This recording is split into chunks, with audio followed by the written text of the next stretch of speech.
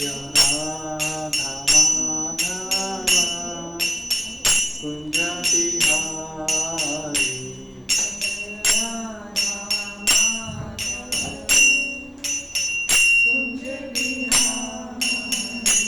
जय गोपी जन वल्लभ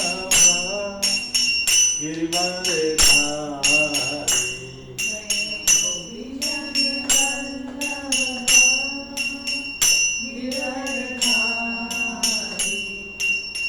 यशोदानंदन व्रज जनरंजन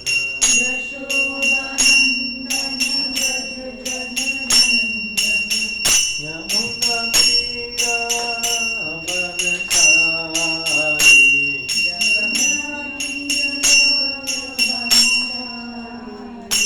जय Madhav Kunj Bihari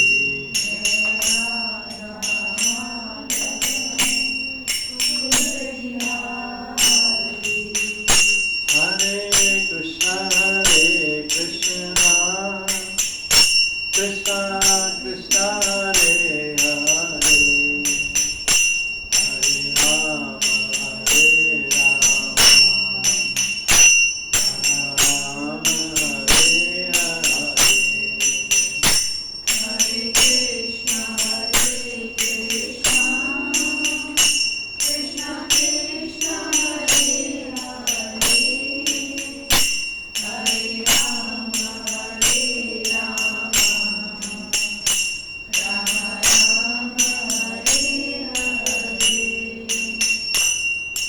Hare Krishna, Krishna Krishna, Hare Hare, Hare Ram, Ram Ram, Hare Hare.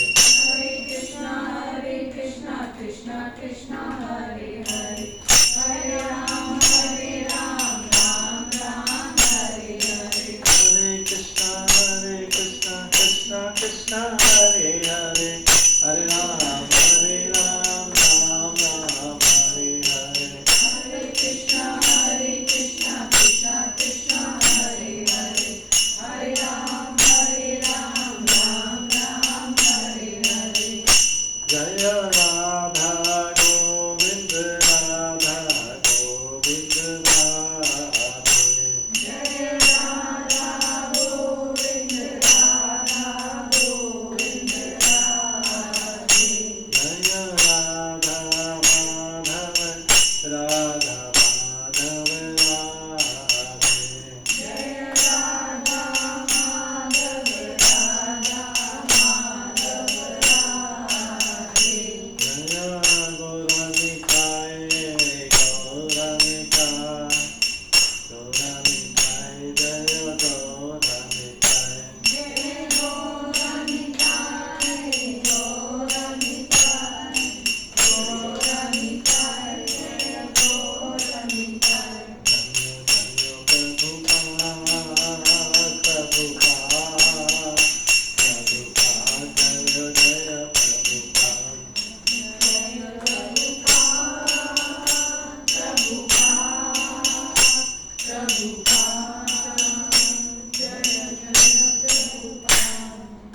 Shri Radha Govind Dev की जय।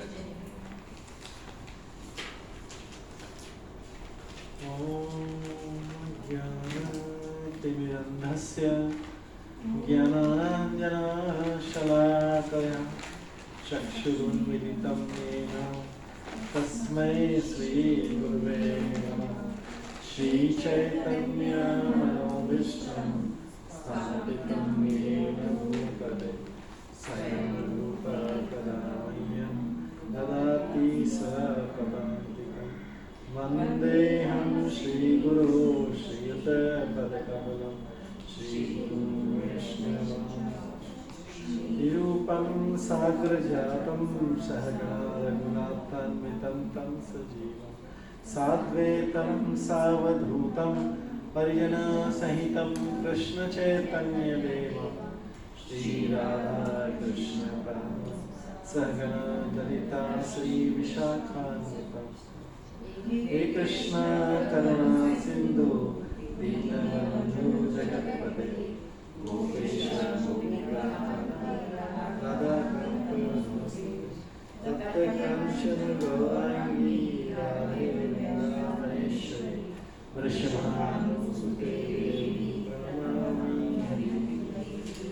नीलाचल निवासाय नित्य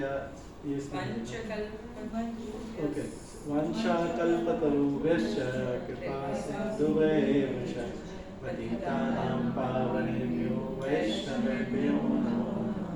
जय श्री कृष्ण चैतन्य प्रभु नित्यानंद श्री अद्वैत शिवासादि श्री गौर भक्तवृंद।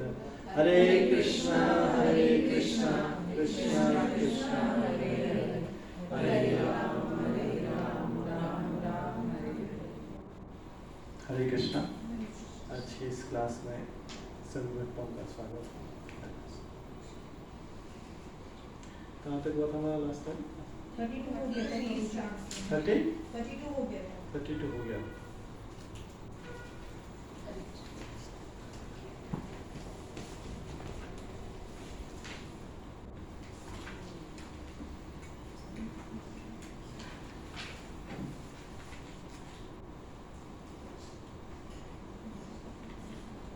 तो 33 से स्टार्ट करेंगे। भगवान अर्जुन को समझा रहे हैं युद्ध करने के लिए। 33 में पढ़ते हैं अथ चेतत्वम् इमं धर्म्यम्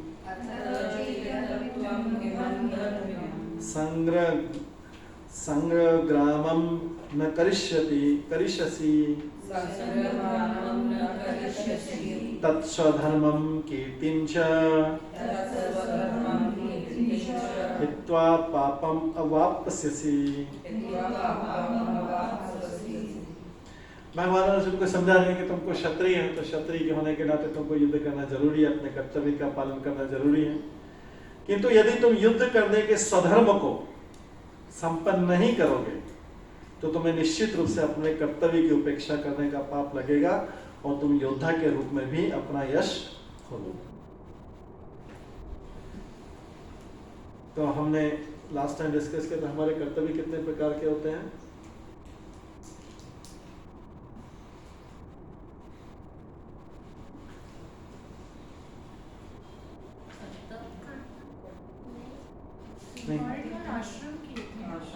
वन और आश्रम किए थे कर्तव्य। 2 प्रकार के होते हैं, एक आत्मा का कर्तव्य, एक शरीर का कर्तव्य। ये क्या था? आत्मा का कर्तव्य। सब लोग इतने कॉन्फिडेंटली बोल रहे थे, मैंने सोचा कि शायद आत्मा का कर्तव्य, शरीर का कर्तव्य। तो युद्ध करना कौन सा कर्तव्य? आत्मा का कर्तव्य या शरीर का कर्तव्य? शरीर का कर्तव्य। और भगवान की आज्ञा पालन करना कौन सा कर्तव्य है? आत्मा का कर्तव्य। तो यहाँ अर्जुन अगर ये कर लेगा तो दोनों कर्तव्य पूरे हो जाएंगे, है? शरीर युद्ध भी हो जाएगा और भगवान की बात भी, भगवान के आदेश भी पालन होंगे। तो पहले तो बोल रहे थे यदि तुम युद्ध करने के स्वधर्म को संपन्न करने में, स्वधर्म मतलब उसका जो शारीरिक कर्तव्य है, तो तुम्हें निश्चित रूप से अपने कर्तव्य की उपेक्षा करने का पाप लगेगा और तुम योद्धा के रूप में भी अपना यश खोलोगे। तो अर्जुन तो बहुत बड़ा योद्धा था, उसने शिवजी से भी युद्ध किया था। एक बार ऐसा हुआ था कि शिवजी से युद्ध किया था और शिवजी को परास्त भी किया था। शिवजी लेकिन प्रसन्न हुए थे। ये फ्रेंडली युद्ध था, फ्रेंडली था। तो उसमें शिवजी उससे हार गए थे और हारे थे, वास्तव में हारे थे युद्ध करने। शिवजी ने उनको फिर वरदान दिया था कि मैं तुम्हारे से बहुत प्रसन्न हूँ, तुम्हारी वीरता से प्रसन्न हूँ। तो शिवजी और उसने अनेक देवताओं से भी युद्ध किया था। शिकारी के वेश में शिवजी से युद्ध करने के तथा उन्हें हराकर अर्जुन ने उन्हें प्रसन्न किया था और शिवजी ने वर के रूप में पाशुपतास्त्र अस्त्र दिया था। पाशुपत अस्त्र दिया था उनको, अपने गिफ्ट में दिया था। तो सभी लोग जानते हैं कि शिवजी अर्जुन बहुत बड़ा योद्धा है। द्रोणाचार्य जो उनके गुरु थे, जिससे उन्होंने धनुष विद्या सीखी, वो भी जो है उन्होंने भी उसको वरदान दिया था। इस प्रकार से अर्जुन बहुत फेमस था। लेकिन अर्जुन अभी युद्ध छोड़ देता है। तो युद्ध छोड़ने का कारण क्या उसका? इसलिए छोड़ने जा रहा है वो युद्ध? अटैचमेंट के कारण। किससे? हाँ, उसके परिवार वजह और सबसे। क्यों कर रहा है ये? आसक्ति के कारण। और हमने लास्ट टाइम एक इम्पोर्टेंट पॉइंट बताया था कि अर्जुन सोच रहा है कि इनको मार के मैं क्या करूंगा, इनके ऊपर छोड़ देता हूं, इनको दया। अर्जुन क्या कर रहा है, दया दिखा रहा है कि यहाँ पे दया का प्रदर्शन कर रहा है ना, कि मैं मार उनको छोड़ देते हैं, माना उनको क्या मारना, उनके बदले में उनसे क्या राज्य लेना। अर्जुन दया दिखा रहा, लेकिन वो लोग क्या समझ रहे होंगे अगर अर्जुन युद्ध छोड़ के जाता है तो देखिए दोनों की अंडरस्टैंडिंग में डिफरेंस है। ऐसा इस संसार में भी होता है। आप बोल रहे हैं, आप दया दिखा रहे हैं, और वो क्या समझ रहे हैं, कायर समझ रहे हैं, युद्ध छोड़ के, हमारे डर के कारण युद्ध छोड़ के बाकी। तो ऐसा इस संसार में भी हमारा एक्सपीरियंस, हम लोगों का भी एक्सपीरियंस ऐसा रहता है। तो इसलिए यदि वो इस समय वो युद्ध का परित्याग कर देता है तो न केवल क्षत्रिय धर्म की उपेक्षा करेगा, अभी तो उसके यश की भी हानि होगी, उसके यश की भी हानि होगी कि लोग समझेंगे कि कायर है, ये डर के भाग गया। और साथ में क्षत्रिय अगर युद्ध छोड़ के, धर्म युद्ध छोड़ के जाता है तो नरक में जाना पड़ता है, क्योंकि कर्तव्य को छोड़ के जा रहा है। जबकि अगर वो युद्ध करते मारा भी जाए तो क्या होगा, कहां जाएगा, स्वर्ग में जाएगा। युद्ध करते मारा भी जाएगा तो स्वर्ग में जाता। भगवान उसको अभी शरीर का धर्म बता रहे हैं। इससे पहले कई श्लोकों में आत्मा का धर्म बता चुके है ना। बहुत आत्मा के तो बहुत सारे श्लोक पढ़े हमने। आत्मा को काटा नहीं जा सकता, मारा नहीं जा सकता है, आत्मा का जन्म नहीं होता, मृत्यु सारे बहुत सारा आत्मा के आप शरीर के धर्म से भी बता रहे हैं, उसको बहुत पूरी तरीके से समझा रहे हैं। इसके बाद आगे अर्जुन को बोलते हैं अकीर्तिं च अपि भूतानि कथयिष्यन्ति ते अव्ययाम् संभावितस्य च अकीर्ति मरणत अतिरिच्यते। लोग सदैव तुम्हारे अपयश का वर्णन करेंगे कि अर्जुन भाग गया था युद्ध के मैदान से, और सम्मानित व्यक्ति के लिए तो अपयश तो मृत्यु से ही बढ़कर रहता है। सम्मानित व्यक्ति के लिए अपयश युद्ध से भी बढ़कर रहता है। ये कोई उदाहरण दे सकते हैं आप लोग?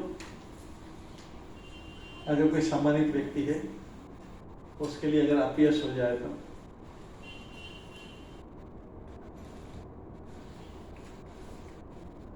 ऐसा कई बार होता है कि कई लोगों को बिजनेस में बहुत लॉस हो जाता है, बहुत लॉस हो जाता है, या बच्चा कोई पढ़ाई में फेल हो जाता है तो क्या करते हैं, they plan to commit suicide.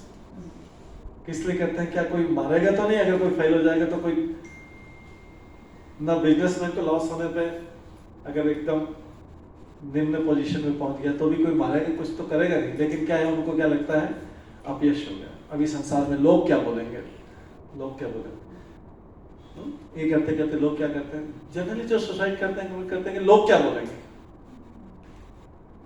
जबकि अभी हमने उदाहरण देखा कि लोग क्या बोलेंगे, लोगों की तरफ कभी ध्यान नहीं देना चाहिए। लोग क्या समझते हैं, अर्जुन अगर उनके ऊपर दया भी कर लेगा तो लोग समझेंगे अब अर्जुन कायर है, डर के भाग गया, तो छोड़ के भाग गया। तो कितना डिफरेंस है लोगों के थिंकिंग में। लेकिन सारा संसार से लोग क्या सोचेंगे, मैरिज में होता है इस तरीके से, लोग क्या सोचेंगे, ये क्या सोचेंगे, ये लोग क्या सोचेंगे, ये लोग क्या सोचेंगे। लोगों के पास ऐसा लगता है कि लोगों के पास सबको इतना टाइम है सबके बारे में सोचता है, ये क्या कर रहा है, ये क्या कर रहा है, ये क्या कर रहा है, ये क्या कर रहा है। हम सोचते हैं सर, हम सोचते हैं, लेकिन लोगों के पास टाइम नहीं। किसके पास? जब हमारे पास टाइम नहीं तो सबके पास कैसे टाइम है? लेकिन हमारा इमेजिनेशन कितना गलत रहता है, इट इज नॉट प्रैक्टिकल। हमारा इमेजिनेशन लोग क्या सोचेंगे।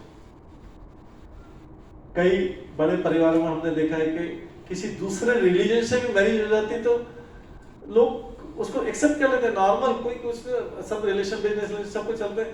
पर वो क्या, पेरेंट्स या दूसरे कहीं पर कोई बड़े समाज के जो लोग क्या कहेंगे, लोग क्या कहेंगे, लोग क्या कहेंगे, लोगों ने तो इमीडिएटली एक्सेप्ट कर लेते हैं और आगे बढ़ते हैं। लेकिन हम क्या, और इसी के कारण हम जो है अपना कितना एनर्जी वेस्ट करते हैं, कितना धन वेस्ट करते हैं, एनर्जी वेस्ट करते हैं, जस्ट ये कि लोग क्या सोचेंगे। लोगों के पास इतना टाइम नहीं। आज से 20 साल पहले क्या, 20 साल पहले 25 साल पहले क्या हुआ था, हम किसी की मैरिज में गए थे, नहीं गए थे, क्या क्या था, हम किसी को याद ही नहीं करते। लोग उतना विचार करते हैं, इतना विचार करते हैं कि वो कई बार भगवान की भक्ति भी छोड़ देते हैं। कहते हैं नहीं, लोग क्या कहेंगे, लोग क्या, उधर गए, इधर, ऐसे उनको सारे संसार के ऑब्लिगेशन पूरा करना है। तो कभी भी इस चीज पे विचार नहीं करना चाहिए कि लोग क्या सोचते हैं। लोगों के पास, जैसे हमारे पास टाइम नहीं है, लोगों के पास भी टाइम नहीं। ठीक है, हमको ये सोचना चाहिए, हमारी थिंकिंग क्या होना चाहिए, भगवान क्या कहेंगे। ये हाईएस्ट लेवल की थिंकिंग है कि लोग क्या छोड़ेंगे, भगवान क्या कहेंगे।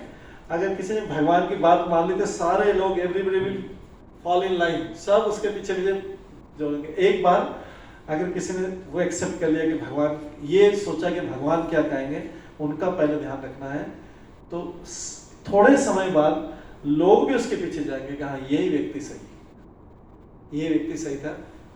हम बस एक दूसरे के बारे में ही सोचते हैं, लोग क्या करें। सारा संसार यही सोचता है ना, इसी से डरते हैं, इसी से भयभीत है पूरा संसार। बट जो फियरलेस रहते हैं, जो भगवान के भक्त, देखो बॉदर अबाउट क्या लोग हैं, उसको पता है कि सब लोग मेरे पीछे आएंगे बाद में, बट उतना फियरलेस होना चाहिए। ठीक है, भगवान की भक्ति की क्वालिटी को देखे ना हमने 16th चैप्टर का फर्स्ट क्वालिटी में, याद है सबको?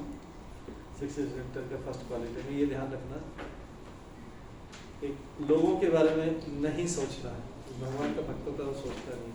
भगवान के भक्त 16th चैप्टर का फर्स्ट श्लोक का पहला शब्द है, फिर से याद दिला रहे हैं कि आपको याद रहे, फियरलेस, अभयम। संस्कृत में 16th चैप्टर का फर्स्ट श्लोक है ना, उसमें फर्स्ट श्लोक में पहला शब्द अभयम, जिसका इंग्लिश में फियरलेस, हिंदी में निर्भयता। ये भगवान के भक्ति की क्वालिटी है सारी, ये सारी क्वालिटी है, 20 क्वालिटी दी, उसमें से पहला है फियरलेस। लोगों का भय नहीं करता, उसको एक ही चीज से डर होना चाहिए, भगवान क्या सोचेंगे। अगर मैं ये कार्य कर रहा हूँ, भगवान क्या सोचेंगे, अगर वो डर गया, उसके बाद अगर बस एक ही जगह से डरा, उसको पूरे संसार से किसी से जलने की जरूरत नहीं, एक ही से डरने की जरूरत। ठीक है, तो यहाँ पे हाँ, इधर हम लोग बोल रहे सुनेंगे, बट इसमें तो 34 वाले टेक्स्ट में तो बोल ही रहे क्या, ये लोग क्या कहेंगे। हाँ, लोग क्या कहेंगे अर्जुन को, क्योंकि अर्जुन आत्मा के ज्ञान पे नहीं मान रहा है, तो अर्जुन को भगवान वो अब बता रहे हैं, हालांकि भगवान के शरीर और ये भी सब शरीर का उसको, तो भगवान चाह रहे को युद्ध करे, तो भगवान उसको लोगों वाला बता रहे हैं। लोग किससे डरते हैं, अपयश से डरते हैं, तो अर्जुन को भी उसी तरीका बता रहे हैं, अपयश से। अदरवाइज पहले बता दिया, ये आपने अच्छा क्वेश्चन पूछा, ये अर्जुन को सब आत्मा का ज्ञान दे दिया, क्या तुम इनको मारोगे, आत्मा नहीं मरेगा, शरीर मरेगा, शरीर की चिंता नहीं करके। यहाँ पे जब वो उसको लग रहा है कि उसको अभी भी और चाहिए, तो फिर उसको क्या करें, उसी की लैंग्वेज बता रहे कि तुमको अपयश करते, तुम यश के लिए कर रहे, तो तुमको लोग अपयश सत्य होने के नाते लोग तुमको अपयश करें। हालांकि शरीर खत्म हो जाता तो अपयश का कोई मीनिंग नहीं, बट क्योंकि अर्जुन अभी समझ नहीं पा रहा था, अर्जुन जो है उसी की और सम्मानित व्यक्ति के लिए तो अपयश मृत्यु के लिए है। अब अर्जुन के मित्र तथा गुरु के रूप में भगवान श्री कृष्ण अर्जुन को युद्ध से विमुख न होने का अंतिम निर्णय देते। किस लिए समझा रहे हैं उनको, लोगों का डर इसलिए बता रहे हैं कि भगवान चाह रहे कि युद्ध करें, अंतिम निर्णय दे रहे हैं। भगवान सोच रहे कि युद्ध करने की अपॉर्चुनिटी से ये वंचित नहीं रह जाए, इसलिए इसको प्रेरित करें, इंस्पायर करें कि आप युद्ध करें। कई बार कोई बच्चा या कोई व्यक्ति नहीं मानता है, तो उसके सारे एफर्ट्स होते हैं, तो फिर कई बार उसी के लैंग्वेज में थोड़ा सा उसको बोला जाता है कि अच्छा ये ठीक है, तुम्हारी ये बात मानते हुए आगे ये कर। तो अर्जुन कहते यदि तुम युद्ध आरंभ करने के पूर्व युद्ध भूमि छोड़ देते तो लोग तुम्हें कायर कहेंगे। यदि तुम सोचते कि लोग गाली देते रहें कि तो तुम युद्ध भूमि से भागकर अपनी जान बचा लोगे, तो मेरी सलाह है कि तुम्हें युद्ध में मर जाना ही श्रेष्ठ कर। और ये भगवान सही सलाह देते क्या, क्षत्रिय के लिए युद्ध में मर जाना बेटर है, उस सब लोग पर जाएंगे। तुम जैसे सामान्य व्यक्ति के लिए आप कीर्ति मृत्यु से बुरी। अतः तुम्हें प्राण भय से भागना नहीं चाहिए, युद्ध में मर जाना ही श्रेष्ठ है। ऐसे तुम और तुम क्या करोगे, तुम भाग जाओगे तो क्या होगा, तुम मेरी मित्रता का भी दुरुपयोग करोगे। लोग बोलेंगे कि कृष्ण के साथ रहते हुए अर्जुन भाग गया युद्ध में, कृष्ण के साथ रहते तो जो है उसको वो भी चीज बता रहे हैं। भगवान हर तरह से प्रयास कर रहे हैं कि, क्योंकि भगवान वेल विशर, वेल विशर है। तो वेल विशर इसको सही रास्ते पे लगाने के लिए कई बार बच्चे को बोलते हैं अच्छा ठीक है, वो कोई मेजर बड़ी बात नहीं मान रहा तो उसकी एक छोटी बात मान ली, अच्छा तो चलो ये बात मान ली तुम्हारी, अब ये कर लो, उससे कुछ रहता है ना, नेगोशिएशन होता है, ये तुम्हारी बात मान ली, अब ये कर लो, ये जो है इसलिए वो इससे तुम मेरी मित्रता का दुरुपयोग करे तो समाज में अपनी प्रतिष्ठा खोने के अपयश से बच जाओगे। अतः अर्जुन के लिए भगवान का अंतिम निर्णय था कि वह संग्राम से पलायन न करे, अभी तो युद्ध में मारा जाए। तो भी ठीक है, भगवान एकदम सही शिक्षा दे रहे हैं क्षत्रिय के लिए। भयातरणातु प्रतम मत्स्यन्ते त्वां महारथा येषां च त्वं बहुमतो भूत्वा यास्यसि लाघवम्। जिन जिन महान योद्धाओं ने तुम्हारे नाम तथा यश को सम्मान दिया है, वे तो सोचेंगे कि तुम डर के मारे युद्ध में भी छोड़ दी और इस तरह से तुम्हें तुच्छ मानेंगे। क्षत्रिय में होता है कि अगर कोई युद्ध में छोड़ जाए मतलब वो आउटकास्ट टाइप हो गया, आउटकास्ट हो गया, उसको उसका कोई यश नहीं रहेगा, कोई भी यश नहीं रहेगा अगर कोई क्षत्रिय युद्ध भूमि से भाग जाए। तो भगवान श्री कृष्ण को अपना निर्णय सुनाया कि तुम ये मत सोचो, ये हमने पहले डिस्कस कर चुके हैं। भगवान श्री कृष्ण अर्जुन का अपना निर्णय सुना रहे हैं कि तुम ये मत सोचो कि दुर्योधन, कर्ण तथा अन्य समकालीन महारथी यह सोचेंगे कि तुमने अपने भाइयों तथा पितामह पर दया करके युद्ध भूमि छोड़ दी। हमने तुम सोच रहे हो कि तुम उनके ऊपर दया कर रहे हो, वो ऐसा नहीं सोचेंगे। वो तो ये सोचेंगे तुमने अपने प्राणों के भय से युद्ध भूमि छोड़ दिए, इस प्रकार उनकी दृष्टि में तुम्हारे प्रति जो सम्मान है वो भी धूल में मिल जाएगा। ठीक है ना, ये सबको समझ में आ रहा है? तो दोनों की अंडरस्टैंडिंग में कितना डिफरेंस है। एग्जैक्टली ऐसा कैसे संसार में होता है जब हम किसी से डील करते हैं तो एक व्यक्ति बहुत डरता क्या होगा, लेकिन भगवान बोल रहे हैं तुम डरने की जरूरत नहीं, दया करने की जरूरत नहीं। आगे 36 श्लोक है। अवाच्यवादांच बहुना वद्दिश्यन्ति तवाहिता निन्दन्तः तव सामर्थ्यं ततः दुःखतरं नु किम्। और तुम्हारे शत्रु, ये तुम भाग जाओगे, तुम्हारे शत्रु अनेक प्रकार के कटु शब्दों से तुम्हारा वर्णन करेंगे और तुम्हारी सामर्थ्य का उपहास करेंगे कि तुम में कैपेबिलिटी नहीं थी और तुम युद्ध से भाग गए हो। इससे तुम्हारे लिए इससे दुखदाई और क्या हो सकता है? क्षत्रिय के लिए इससे दुखदाई के लोग हंसी उड़ा रहे हैं तुम्हारे, ये डरपोक इम्पोर्टेंट है। जैसे पहले तो अर्जुन को बोल दिया तो डरपोक है, तुम युद्ध से भाग गए। प्रारंभ में अर्जुन ने श्री कृष्ण को अर्जुन के अयाचित दया भाव पर आश्चर्य हो रहा है और उन्होंने इस दया भाव को अनार्योचित बताया है। तो दया भाव में क्या होना चाहिए? हमारे अंदर जो दया होनी चाहिए, किस प्रकार की होनी चाहिए दया, ये हम पहले भी बता चुके हैं। आप में से कुछ लोग क्लास में मिस कर रहे। दया कैसी होनी चाहिए हमारे अंदर, दया होनी चाहिए नहीं होनी चाहिए, इसका हमने बहुत डिटेल में एक्सप्लेनेशन किया था। दया होनी चाहिए नहीं होनी चाहिए?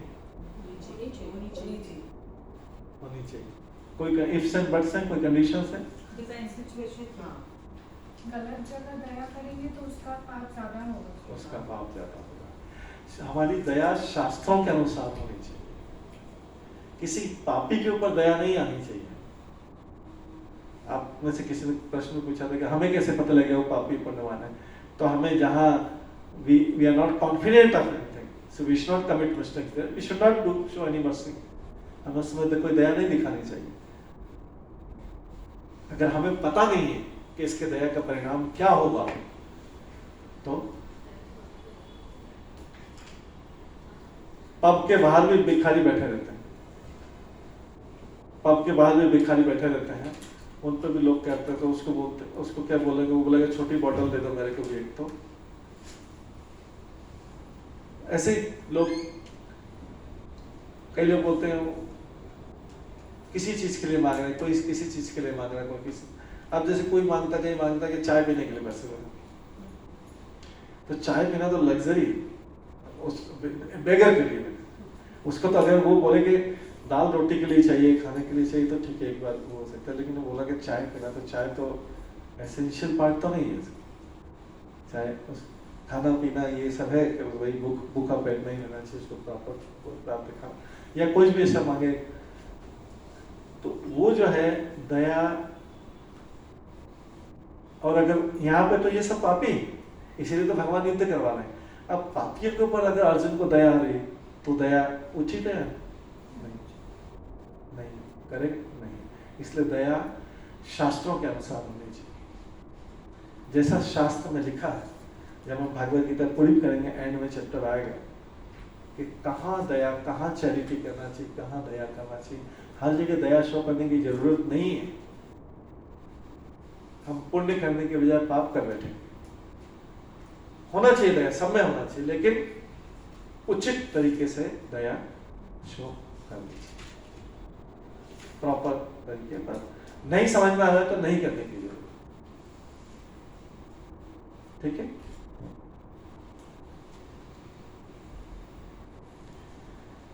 इसलिए यहां पर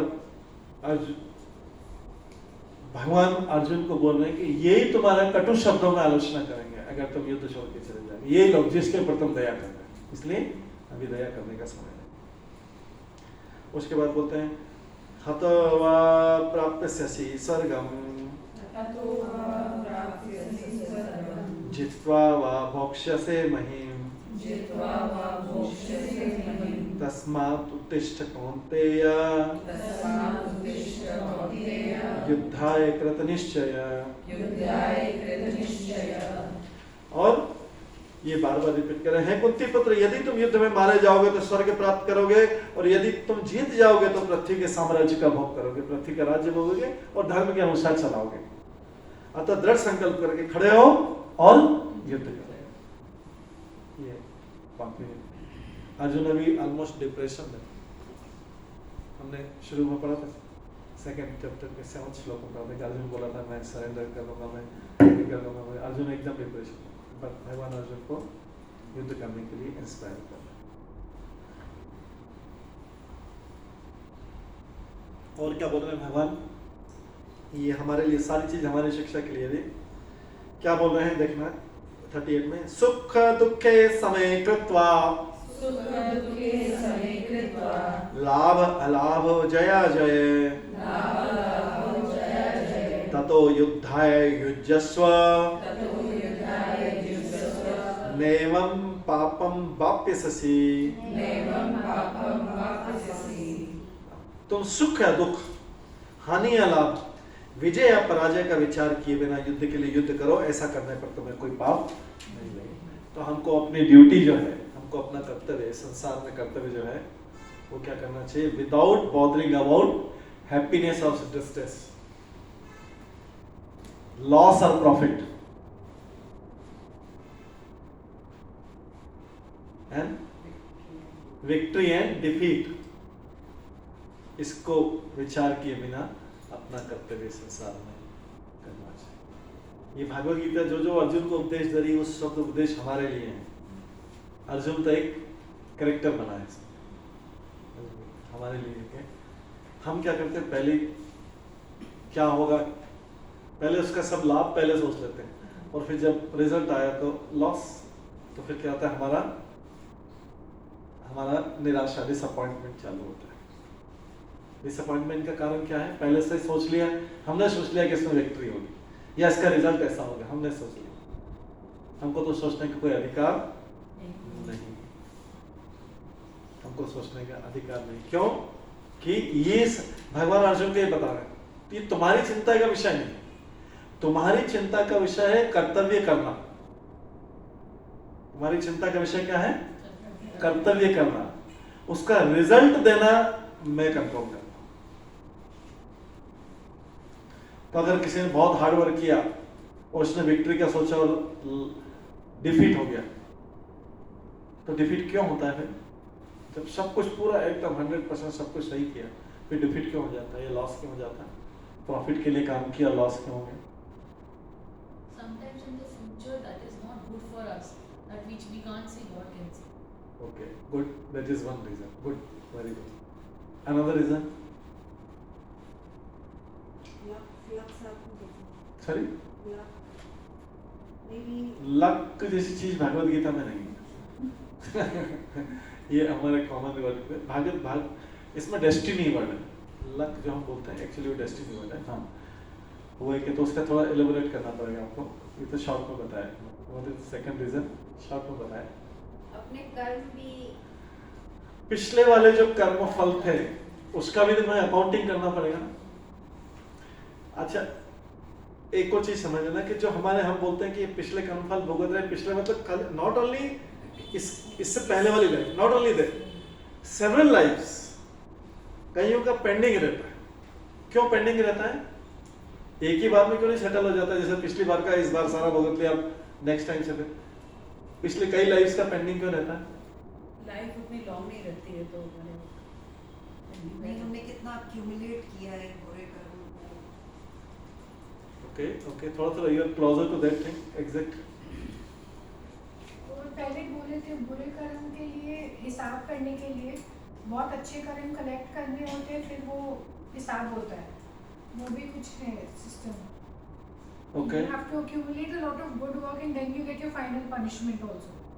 हाँ, थोड़ा सा इसको एलिबोरेट करना पड़ेगा। ऐसे भगवान के उसमें ये नहीं है कि तुमने अच्छे कर्म किए हैं तो तुमको अच्छा और अच्छे और बुरे दोनों कर्म किए हैं, तो ये कोई लॉजिक नहीं है कि अच्छे कर्म किए मैं बुरे कर्म किए तो उसका पहले रिजल्ट मिलेगा और अच्छे कर्म किए तो बाद में मिलेगा। Okay, तो ये वो भी आगे point से है। आगे बढ़ता जाएगा। यस, ये भी एक पॉइंट है। सपोज करो कि मेरे को ये होता है ना यूकेलिप्टस ट्री जो बहुत टॉल होता है, वो कितने साल में होता है? हाँ? बहुत सालों में होता है। मतलब हम अभी लगा के चले जाएंगे तो हमारे टाइम पे नहीं होगा, वो शायद नेक्स्ट जनरेशन का वुड का बेनिफिट जो है या उसके ऑयल का बेनिफिट जो मिलेगा। तो कई बार जो हम सीड सो करते हैं, चाहे वो पाप का हो चाहे पुण्य का हो, हम जो कर्म करके बीज बोते हैं, सीड सो करते हैं, वो कई बार क्या होता है कि हमारा नेक्स्ट लाइफ आ गया, जैसे ये आ गया, अभी जैसे पिछली बार जो बोया था, हो सकता है कि इस पूरे लाइफ में हमको उसका फल नहीं मिले, क्योंकि उसका वो 100 साल से भी ज्यादा लगता है। अगर किसी चीज को मैं एक ट्री का एग्जांपल बता रहा हूँ, 100 साल 200 साल से भी ज्यादा लगते हैं, तो उसका मतलब आपको फर्स्ट या सेकंड या हो सकता है थर्ड लाइफ में जाके उसका फ्रूट मिलेगा। तो जरूरी नहीं कि पिछले बार का अभी मिल जाएगा। कुछ ऐसे बीज बोए हुए कि जिनका फल बनने में अभी टाइम लग जाता है, तो वो जाके दूसरे या तीसरे जन्म में जाके मिलेगा। हम सोचेंगे हिसाब किताब अगर सोचेंगे हम पिछले जन्म का सारा मिल रहा है, ऐसा नहीं। कई ऐसे बीज बोए हुए जो कई लाइफ्स पहले, कई जन्मों पहले बोए हुए, वो कर्मफल अभी जाके फ्रक्टिफाई हुए, मतलब फ्रूट बने, तो अब जाके मिला। पिछले भी नहीं किया, उससे पहले भी नहीं किया, उससे पहले हो सकता है 10 जन्म में पहले कुछ किया, तब जाके 10 जन्म बाद जो है उसका फ्रूट बना, तो हमको अभी भोगना पड़ रहा है। तो ये जो कर्म फल है इमीडिएटली ये सब क्यूमुलेटिवली सेटल होते हैं। क्यूमुलेटिव सेटल होते हैं। क्यों होते हैं? एक एक जीवन में क्यों नहीं सेटल हो जाते? भगवान एक ही जीवन में क्यों नहीं सेटल कर देते सारा? ये पिछला वाला ये किया था, इस बार ये लो खत्म, अब नेक्स्ट टाइम फिर इस बार का नेक्स्ट टाइम, कई जन्मों का क्यों सेटल हो? ऐसा क्यों करते हैं? कर्म फल तो साथ में ही आता है, वो आत्मा के साथ में। हाँ, कर्म फल आता है साथ में, तो उसमें तो नहीं पड़ेगा। हाँ, वो भोगना पड़ेगा। नहीं तो कई बार कई पूर्व जन्मों का भोगना पड़ता है। क्यों भोगना पड़ता है? क्योंकि भगवान के हिसाब से तो हमारे शरीर के, भगवान हमारे शरीर की तरफ ध्यान ही नहीं देते। भगवान के हिसाब से हम आत्मा है, तो भगवान सोचते हैं भाग के कहाँ जाएगा तुम्हें, 10 जन्म बाद भी सेटल करना, सेम आत्मा तो है, करेक्ट। उनके लिए तो कुछ भी चेंज नहीं हो रहा, हमारे लिए शरीर चेंज हो रहा है, पर भगवान के लिए तो ये आत्मा कहाँ जाएगा? इसका 10 जन्म बाद देना है, इसका तो पूरा के पूरा पिछला जो है। जैसे कई बार होता है किसी का हिसाब किताब कर देता है कि भाई ये सेटल हो गया, सब कुछ हो गया है, अब कुछ मत मांगना मेरे से ना, आज के बाद से मेरा तुम्हारा कुछ भी बीच में सेटल में नहीं। कहीं आके तुम कोई बीच में नई लाइबिलिटी बता दो मेरे को, बिजनेस में सेटल होता नहीं, तुम 2 साल बाद बोल दो यार ये बाकी, तो वो अगला बंदा मना कर देगा। लेकिन भगवान के केस में कौन मना करेगा? आत्मा तो सेम है, आत्मा को तो कभी भी सेटल कर लो, आत्मा का फल को इसके साथ शरीर के सामने कभी भी उसको दे दो, सेम आत्मा चल रही, कोई भागने वाला नहीं, कुछ भी नहीं कर। भगवान को तो पता ही आत्मा, तो इसलिए क्या करते हैं कि कई कई जन्मों के फल भी हमको अभी कई जन्म पुराने वक्त भी अभी भुगतने पड़ते हैं। तो ऐसा नहीं कि नेक्स्ट लाइफ में सब कुछ मिल जाएगा। तो ये जो है दो कारण हैं कि तुम सुख या दुख। तो भगवान किसी को सुख या दुख देते हैं, रिजल्ट अपने पास क्यों रखते हैं? फाइनली उस पॉइंट पे आ रहे हैं कि इसमें भगवान बोल रहे हैं तुम अपना कर्तव्य करो, अपना ड्यूटी करो, लेकिन रिजल्ट भगवान अपने पास क्यों रखते हैं? क्योंकि भगवान को जब हिसाब किताब करना रहता है कि इस बार क्या देना है इसको। अभी इसने तो काम तो कर लिया, हम सोच रहे हैं मैंने ये काम कर लिया, मेरे को ये फल मिल जाना चाहिए, और मिलता नहीं जैसा हम सोचते हैं। करेक्ट? तो ऐसा क्यों होता है? क्योंकि भगवान को सेटल करना है तो पीछे वाला कोई नेगेटिव ही तो रहता है। इधर वाला ये कर लिया लेकिन पिछले वाले कुछ नेगेटिव भी आ रहे हैं, पिछले वाले सडनली उस समय पे कोई पाप कर्म आ गया, तो सेटल करना है तो इधर का आपको इधर में से निकालना पड़ेगा, तो ये आपका जो फल मिलना था वो नहीं मिलेगा। क्योंकि भगवान को सारी चीजें एक साथ सेटल करनी है, प्लस माइनस बहुत सारे प्लस माइनस है। हम क्या सोच रहे हैं? मैंने जो काम किया इसका मेरे को तुरंत फ्रूट मिल जाना चाहिए। भगवान ऐसा नहीं सोचते। भगवान सोचते मेरे को तो उसके साथ में काफी सारी चीजें और भी तो सेटल करनी। जैसे बैंक वाला है, जब कोई मॉर्टगेज करते हैं बैंक के थ्रू करते हैं, तो बैंक जो उस व्यक्ति को, जो आप ध्यान देंगे तो किसी को सैलरी मिल नहीं रहती ना, तो सैलरी तो वो सोचेगा कि महीने भर काम के सैलरी मिल जाएगी, लेकिन वो मॉर्टगेज कर रखा है तो वो पहले से सेटल कर लेता है, अपना लोन का पार्ट पहले निकाल लेता है। करेक्ट? तो उसको वो कम पोर्शन मिलेगा, जितना मेहनत किया उतना पोर्शन नहीं मिल रहा। क्या कर रहा है उसमें? क्या कट गया? उसने जो लोन लिया था, मॉर्टगेज किया था, वो पहले लोन का पार्ट पहले निकाल देता है। ठीक है? और बाकी उसको सैलरी मान लीजिए फॉर एग्जाम्पल 1 लाख, तो मान लें कि जिससे लोन लिया है उसका इंटरेस्ट तो सब मिला के 70,000 निकालना, वो अपना 70,000 पहले निकालेगा तो उसको 30,000 मिलेगा। वो सोचेगा महीने भर सैलरी, मैंने महीने भर काम किया, सैलरी 30,000, जबकि मेरी सैलरी तो 1 लाख, 30,000 क्यों मिला? क्योंकि लोन लिया हुआ, वो नेगेटिव में वो जाएगा ना वापिस ना। तो हम भगवान से बोलते हैं कि मैंने काम किया तो मेरे को पूरा 100% फल दे दो।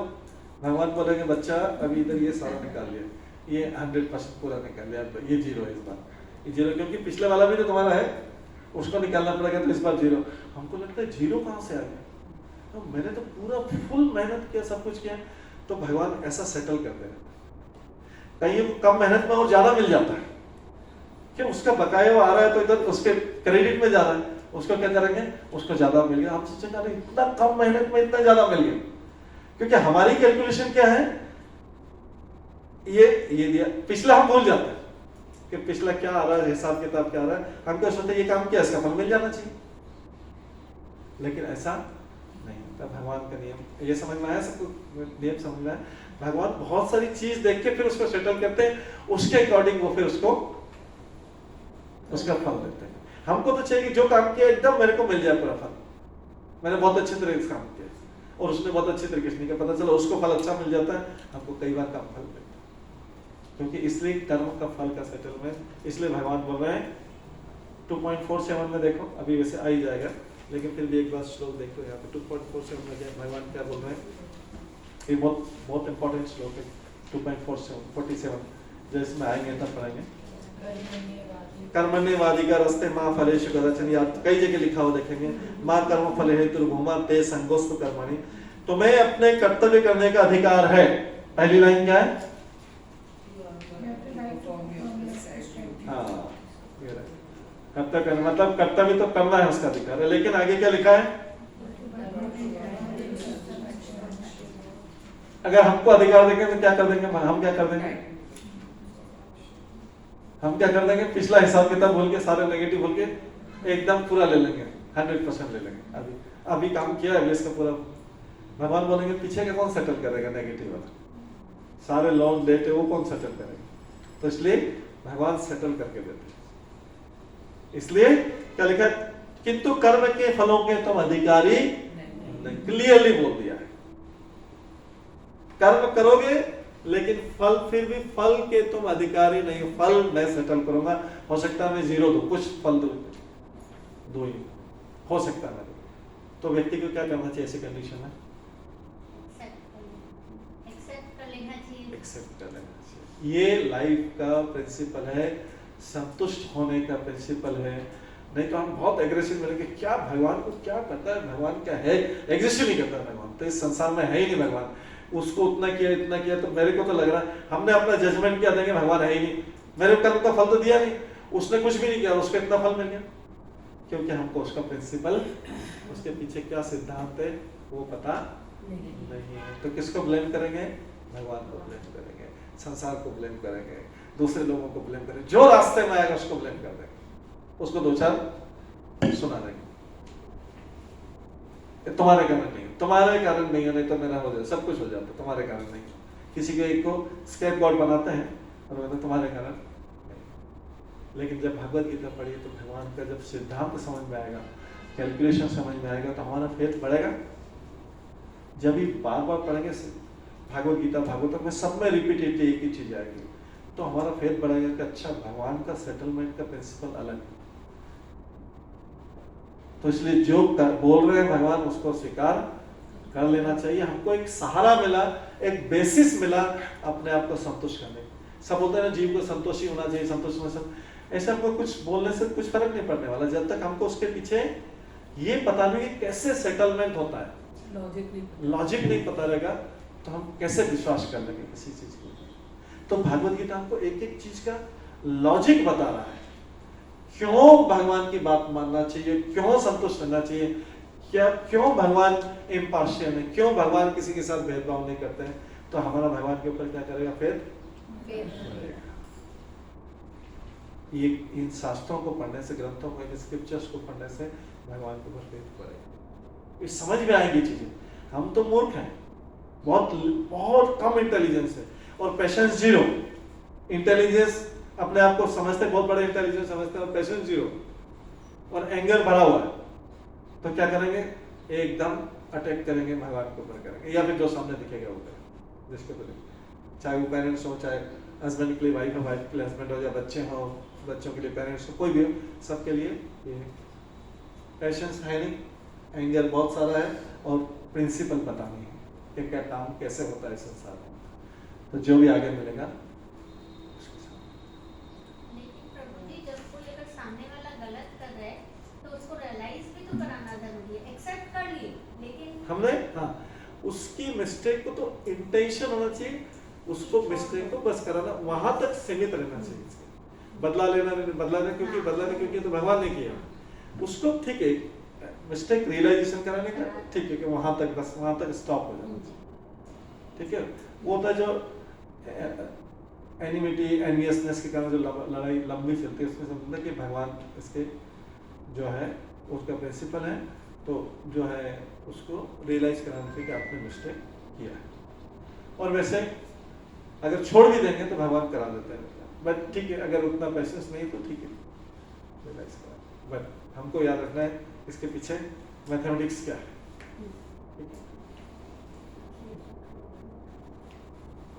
हाँ, तो लाभ, हाँ, तुम सुख या दुख, हानि या लाभ, विजय या पराजय का विचार किए बिना युद्ध के लिए युद्ध करो, ऐसा करने से तुम्हें कोई पाप नहीं लगेगा। युद्ध करने से तो पाप लगता है, लेकिन यहाँ पे भगवान बोल रहे हैं क्योंकि किसका युद्ध, धर्म का युद्ध है, धर्म का युद्ध है, तो इसलिए इसमें पाप नहीं लगे। कौन बोल रहा है, भगवान स्वयं बोल रहे, करेक्ट। हमारे लिए भगवान तो बोलने नहीं आते, तो फिर क्या करना चाहिए हमें, सामने तो नहीं खड़े, अर्जुन के तो सामने खड़े,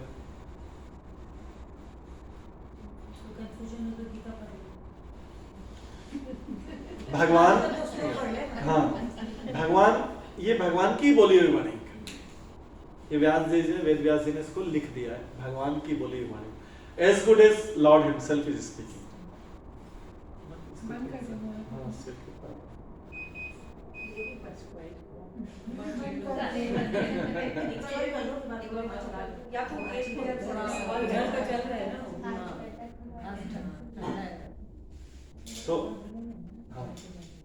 सो अगर यहाँ पे भगवान नहीं है तो भगवान अपनी वाणी हमारे लिए छोड़ गए कि भगवत गीता खाली अर्जुन के साथ नहीं, सब आने वाली सारी जनरेशंस के लिए भगवत गीता है। ये भगवान as good as lord is speaking in front of us, हमारे सामने भगवान बोल रहे हैं। अगर उसको वैसा मान के पढ़ा जाएगा, वैसा भाव में पढ़ा जाएगा कि भगवान के वचन, इसमें जरा सा भी कोई डाउट नहीं होना चाहिए। तो हमको ये सारी चीजों के आंसर इसी बुक में मिल जाए। ठीक है, तुम सुख या दुख, लाभ या हानि, विजय पराजय का विचार किए मैंने युद्ध के लिए युद्ध करो, तुम्हारे ऐसा करने पर पाप लगे। मतलब अपनी ड्यूटी करो, अभी उसका रिजल्ट के बारे में चिंता मत करो, क्योंकि रिजल्ट में फिर डिसअपॉइंटमेंट होगा, निराशा हो जाएगी। अब भगवान श्री कृष्ण प्रत्यक्ष रूप से कहते हैं अर्जुन को युद्ध के लिए युद्ध करना चाहिए, क्योंकि ये उनकी इच्छा है, मतलब भगवान की इच्छा है कि अर्जुन युद्ध करेगा, तो भगवान की इच्छा पूरी करनी चाहिए। कृष्ण भावनावत के कार्यों में, भक्ति के कार्यों में सुख या दुख, हानि या लाभ, जय या पराजय को कोई महत्व नहीं दी। जो लोग भक्त हैं इसको कोई इंपॉर्टेंस नहीं देते हैं कि उन्होंने इतना मेहनत किया और उसका रिजल्ट नहीं मिला। क्यों नहीं? जो भक्त बन गए हैं उनको पता है कि रिजल्ट को कंट्रोल भगवान कर रहा है, तो कुछ न कुछ कारण है, उनका पूरा फेथ बना रहता है। मैं अभी अगला काम शुरू करता हूँ, अगला काम करता हूँ, ये वाला तो भगवान देख, इसको कर लिया मैंने, अपनी तरफ से कर लिया, कर्तव्य कर लिया, अब आगे हिसाब किताब भगवान देखेंगे। अभी मैं अगले काम की तरफ आगे बढ़ता हूँ। और कभी होता है कि काफी समय बाद उस काम का रिजल्ट भी आ जाता है। ठीक है, तो दिव्य चेतना तो यही, मतलब हायर कॉन्शियसनेस तो यही कि हर कार्य कृष्ण के निमित्त किया जाए। मतलब क्योंकि मेरी ड्यूटी है इसलिए मैं कार्य को पूरा कर रहा हूं, because it is my duty. बाकी लॉर्ड देख लेंगे, हिसाब किताब भगवान करेंगे। मेरा को ड्यूटी है, क्योंकि ड्यूटी करने से भगवान प्रसन्न होते हैं। आप ड्यूटी करते जाओ और आगे बढ़ते जाओ, और बाकी हिसाब किताब भगवान करते हैं। तो इस तरह से व्यक्ति आगे बढ़ सकते हैं। ठीक है, अगर वहीं पे जोर जोर से उसने मेरे को पहले इसका रिजल्ट चाहिए, मैं आगे नहीं बढ़ूंगा, इसके आगे कुछ नहीं करूंगा, आई वांट रिजल्ट, यहीं पे, नहीं तो मैं आगे कुछ भी नहीं करूंगा, फिर क्या होगा? वहीं रह जाएगा, क्योंकि भगवान तो ये आवाज सुनते नहीं है। ठीक है, भगवान तो प्रेफुल मूड वाली प्रार्थना सुनते हैं, ऐसे जोर जोर से आवाज तो थम्पिंग करके तो आवाज सुनेंगे नहीं भगवान, ध्यान में देंगे। अगर भगवान से कुछ करना भी है तो प्रेफुल मूड में, कि मुझे समझ में नहीं आ रहा है कैसे।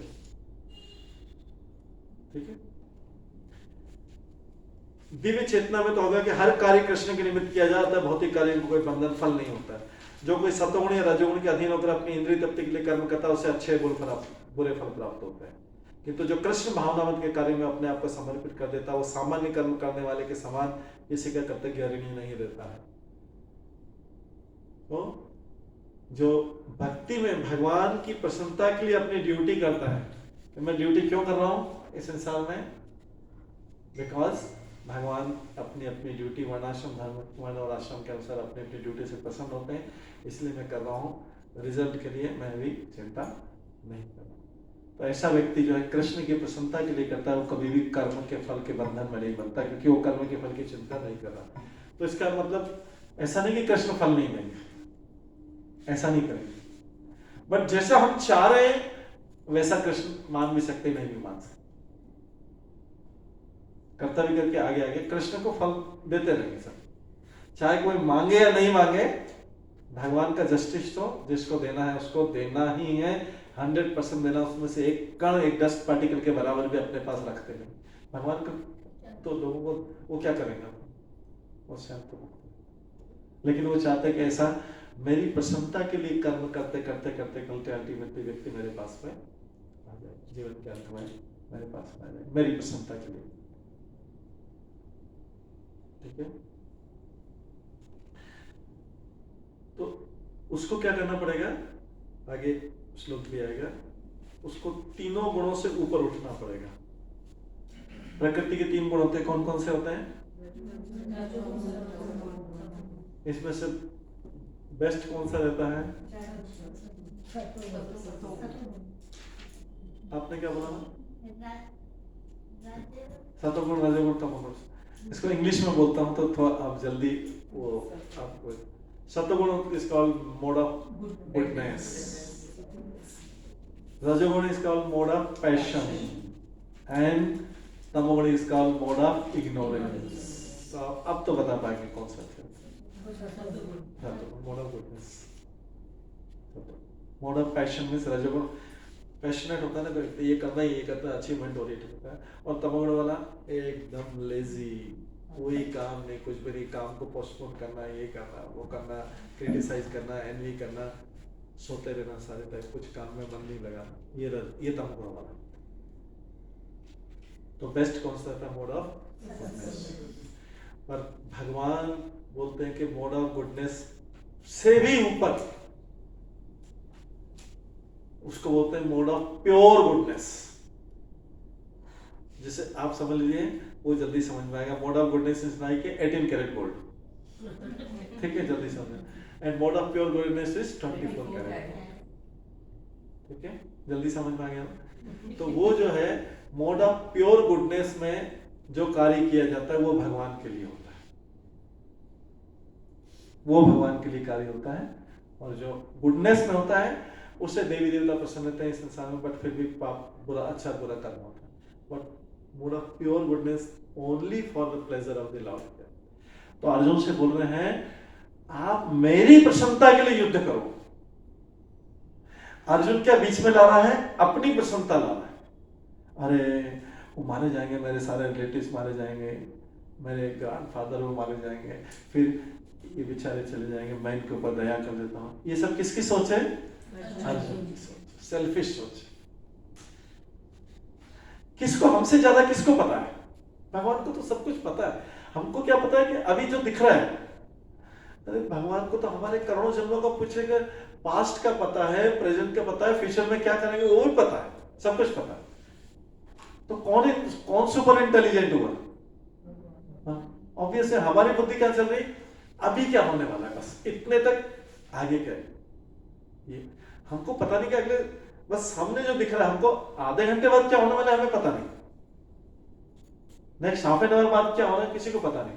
लेकिन भगवान को तो हमको पास्ट, प्रेजेंट, फ्यूचर सब कुछ पता है। तो कौन इंटेलिजेंट, तो कौन हमारे बारे में सही डिसीजन ले सकता है? हमारे बारे में तो जो अगर भगवान बोले तो उससे ज्यादा डिसीजन कौन सही लेगा? कौन लेगा बताइए? जिसको पास्ट, प्रेजेंट और फ्यूचर सब कुछ पता है वही तो सही डिसीजन ले पाएगा। तो जब वो बोल रहे हैं तो चुपचाप उनको कर लो, बेस्ट है हमारे सबसे इंटरेस्ट में, सबसे अच्छे इंटरेस्ट में। तो अर्जुन को जो सिखा रहे हैं सारा के सारा, ये हम सबको ज्ञान देने के लिए अर्जुन के बारे में सिखा रहे हैं। क्योंकि अर्जुन इतने सारे लॉजिक दे रहे हैं, वो फिर सारे परिवार मारे जाएंगे, फिर ऐसी संतान उत्पन्न होगी, फिर वो क्या नहीं होगा, ये पितरों का वो नहीं होगा, अर्पण नहीं होगा, पितरपण ये होगा, वो पहले हमने पिछले चैप्टर्स में ये होगा, वो होगा, सारे लोग मारेंगे, इस पर दया, वो पूरे अपने हिसाब से सोच, इतनी इंटेलिजेंसली बड़ी इंटेलिजेंस उधर भगवान का। ये सारा कन्वर्सेशन हमको बताने के लिए कि भगवान की क्या पोजीशन है और एक जीव की पोजीशन क्या है। वो उनकी बुद्धि के सामने हमारी बुद्धि एक डस्ट पार्टिकल के समान भी नहीं, धूल के कण के समान भी नहीं है हमारी बुद्धि उतनी। फिर भी हम क्या करते हैं, अरे मैं तो भगवान को मानता ही नहीं हूँ, हमको भगवान को उड़ा देते हैं। मैं तो भगवान को, I don't believe in God, मैं तो कर्म में विश्वास रखता हूँ। भगवान ने बोल दिया भाई कर्मों के फलों का भी मैं कंट्रोल करता हूँ, तो I don't believe in God. ये किसी को राइट है तो उससे ज्यादा फुलिश पर्सन कोई नहीं जो बोलेगा कि I don't believe in God.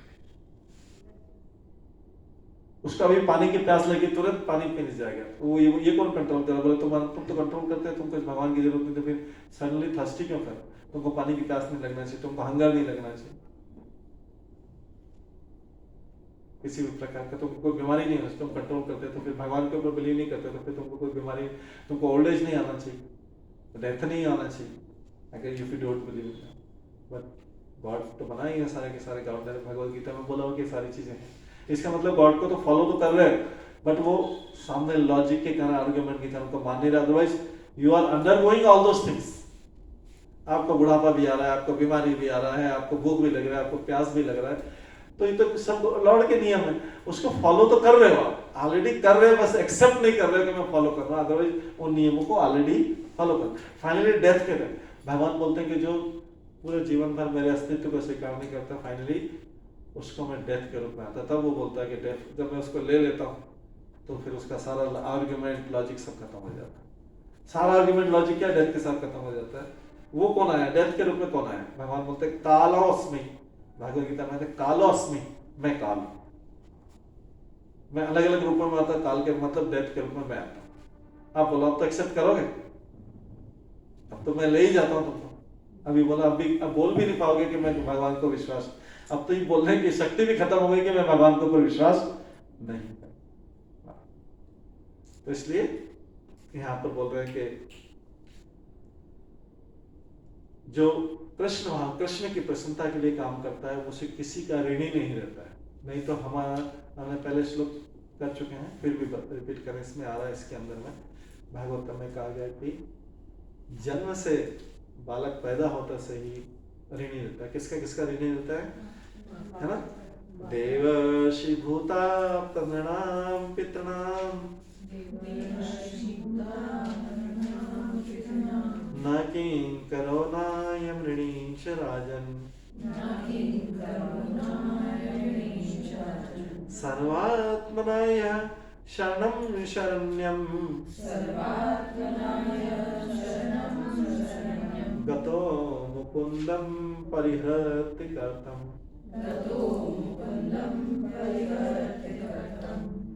जिसने भगवान की शरण ले ली है और उनके आदेश, उनकी प्रसन्नता के लिए काम करा, वो किसी का ऋणी नहीं। तो मुकुंद का ये पढ़िए, कोई किसको पढ़ सकता है इसको? कोई पढ़ नहीं। जिसने अन्य समस्त कार्यों को त्याग कर मुकुंद श्री कृष्ण की शरण ग्रहण कर ली है, वह न तो किसी का ऋणी है और वह न किसी का कृतज्ञ, चाहे वे देवता, साधु, सामान्य जन अथवा परिजन, मानव जाति या उसके पितर ही क्यों न हो। इस श्लोक में कृष्ण ने अर्जुन को अप्रत्यक्ष रूप से इसका संकेत किया है। बस तो देवता, ऋषि, भूत मतलब सामान्य जन होते हैं, सामान्य लोग, नृणाम, नर, परिजन, संबंधी, पितर। नहीं तो मनुष्य जन्म लेते से इस सबका ऋण होता, इन सबका ऋण चुकाना पड़ता, या तो एक एक का ऋण चुकाते थे। देवताओं को देवता कितने, 33 करोड़ देवी देवता, इनका ऋण चुकाओ, पितरों का ऋण चुकाओ, ऋषियों का ऋण चुकाओ, ये सब सारे चुकाओ। या फिर भगवान की आज्ञा, भगवान की प्रसन्नता के लिए सारा कार्य करो, उनकी शरण में लेकर सारा कार्य करो, कोई भी ऋण चुकाने की जरूरत नहीं, क्योंकि भगवान उनको सबको देख लेते हैं। ये इम्पोर्टेंट श्लोक, इसलिए भगवान की भक्ति करने से एक मतलब है कि अगर ट्री की रूट में वाटरिंग की जाए, पेड़ की जड़ में पानी डाला जाए, तो ब्रांचेस को मिलेगा वाटर, ट्विग्स को मिलेगा, टहनी को, ट्विग्स को मिलेगा, लीव्स को मिलेगा पानी, फ्लावर्स को मिलेगा, फ्रूट्स को मिलेगा, पूरे पेड़ को पानी मिलेगा। कहाँ खाली पानी कहाँ डालते हैं हम? रूट में डालते हैं। कोई ऊपर चढ़ के जाके देखा है? ऊपर जाके पेड़ के ऊपर चढ़ के अलग अलग जगह पानी डालता है? रूट में डाल। भगवान के हैं रूट ऐसा, जड़, देवता हो, पितर हो, ऋषि हो, और कोई भी सामान्य जन भगवान से। इसलिए जो भगवान की भक्ति कर लेता है वो सबको संतुष्ट कर लेता है। ठीक है, आगे 39 श्लोक। एषा ते अभिहिता सांख्ये बुद्धि योगे तु इमां शृणु बुद्धिया युक्त यया पार्थ कर्म बंधनम प्रयास्यसि। यहाँ पे बोल रहे हैं कि अब मैंने अभी तक एनालिटिकल सांख्य योग किया था। सांख्य मतलब होता है, ध्यान दे रहे सब लोग, सांख्य होता मतलब चीज को डिवाइड करना। मैंने तुमको आत्मा और शरीर का ज्ञान अलग अलग डिवाइड करके दिया। ठीक है, इसको बोलते हैं सांख्य योग, एनालिटिकल। आत्मा का भी ज्ञान दे दिया और शरीर का भी ज्ञान दे दिया। अब निष्काम भाव से कैसे कर्म करते हैं। निष्काम भाव से कर्म करना मतलब बिना फल की इच्छा से कर्म करना। काम मतलब होता है कामना, तो निष्काम मतलब बिना कामना, बिना फल की इच्छा के कैसे काम करते हैं। अब मैं तुम्हें बताऊंगा, ज्ञान से कर्म करोगे और तुम ऐसे कर्म करोगे तो कर्म के बंधनों से मुक्त रहोगे और बार बार तुम्हें संसार में आना नहीं पड़ेगा। कर्म के फल या उससे, कर्म के फल के या उसके बंधन से तुम मुक्त रहोगे। अब एक बहुत इंपॉर्टेंट श्लोक आ रहा है 40वां श्लोक। ये इसको ध्यान रखना, श्लोकों को हमेशा ध्यान रखना। इसके इसी के कंटिन्यूएशन में चल रहा है। किसके कंटिन्यूएशन में चल रहा है? 39 के कंटिन्यूएशन में चल रहा है। हे प्रथापुत्र, यदि तुम ऐसे ज्ञान से कर्म करोगे, ऐसे ज्ञान से कौन से? भगवान के ज्ञान से, भगवान का ज्ञान होते हुए कर्म करोगे। कर्म अभी भी करोगे, कर्म छूटेगा नहीं कभी भी, लेकिन अभी क्या कर रहे हैं? नॉलेज में कर रहे हैं। किस नॉलेज का? कि सब काम हम किसके लिए कर रहे हैं? भगवान की प्रसन्नता के लिए कर रहे हैं, अपने कर्म फल की इच्छा नहीं। आएगा इसे कर्म फल, तो जो भी आना है आएगा इसे। आपकी चिंता करें दिन भर रात भर पूरे जीवन भर चिंता करते रहे, कुछ फ्रूट में कुछ चेंज नहीं होने वाला। जो उनको देना है, भगवान ने जो डिसाइड किया है वही देना है। आप कितना भी चिंता कर रहे हो, डिप्रेशन में चले जाओ, कुछ भी कर लो, सुसाइड कर लो, कुछ भी कर लो, कुछ भी कोई चेंज नहीं होने वाला है। जो उनको देना है वही के वही दे।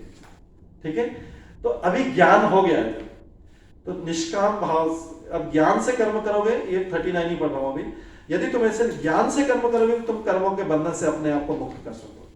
अब जब किसी को ये ज्ञान हो गया, इस तरीके से कर्म करना है कि भाई अभी मेरे को एक चीज पता लग गई कि फल तो मेरे हाथ में नहीं, ठीक है, तो डिसअपॉइंट होने की कोई बात नहीं, और कर्म करना है, क्योंकि भगवान तो सारे एफर्ट्स देख रहे हैं। फेलियर भी हो सकता है, सक्सेस भी हो सकता है, लेकिन भगवान किस चीज को नोट कर रहे हैं? एफर्ट्स को नोट कि मैंने उसके लिए कितना सिंसियर एफर्ट्स किया है। सक्सेस होगा या फेलियर होगा ये कौन कंट्रोल कर रहा है? कोई और कंट्रोल कर रहा है। जब मेरे हाथ में नहीं है तो मैं क्यों चिंता करूं उसके लिए? अननेसेसरी क्यों अपना एनर्जी वेस्ट करूं? क्यों सोचूं? क्यों डिप्रेशन में जाऊं? उन्होंने ऑलरेडी डिसाइड कर लिया है, मैं कितना भी डिप्रेशन में चला जाऊं कुछ नहीं चेंज होने वाला। हाँ, अगर कुछ हो सकता है, अगर भगवान का हृदय पिघल जाए, थोड़ी प्रार्थना कर लो तो हो सकता है चेंज। बाकी तो उनको कुछ भी मैं वर्ड्स बोलते रहूं, कुछ भी कर रहा हूं, कुछ नहीं होने वाला, कुछ नहीं होने वाला। इतना श्योर है, इतना श्योर है, कुछ भी नहीं होना। एक तरीका है कि प्रार्थना करते करते कभी भगवान थोड़ा सा कर सकते हैं, अपना भक्त मान कर सकते हैं, ये मैंने से इतनी प्रार्थना करा, वही एक कुछ पॉजिटिव चीज कर सकते हैं। अदरवाइज कुछ पॉजिटिव चीज कि भगवान चाहे तो भगवान को दिखेगा कि आगे भी ये मेरा भक्त बना रहेगा। ऐसा नहीं कि आज काम निकाल के चले जाएगा फिर कल फिर भूल जाएगा। ऐसे भी भक्त होता है ना, आज के लिए है भक्त, फिर कल से काम होगा तो कौन से भगवान? I don't believe in God. ठीक, तो अगर थोड़ा सा भी स्कोप दिखता है भगवान को कि आगे ये भक्त बनेगा, तो भगवान करते हैं अपना भक्त बनाने के लिए।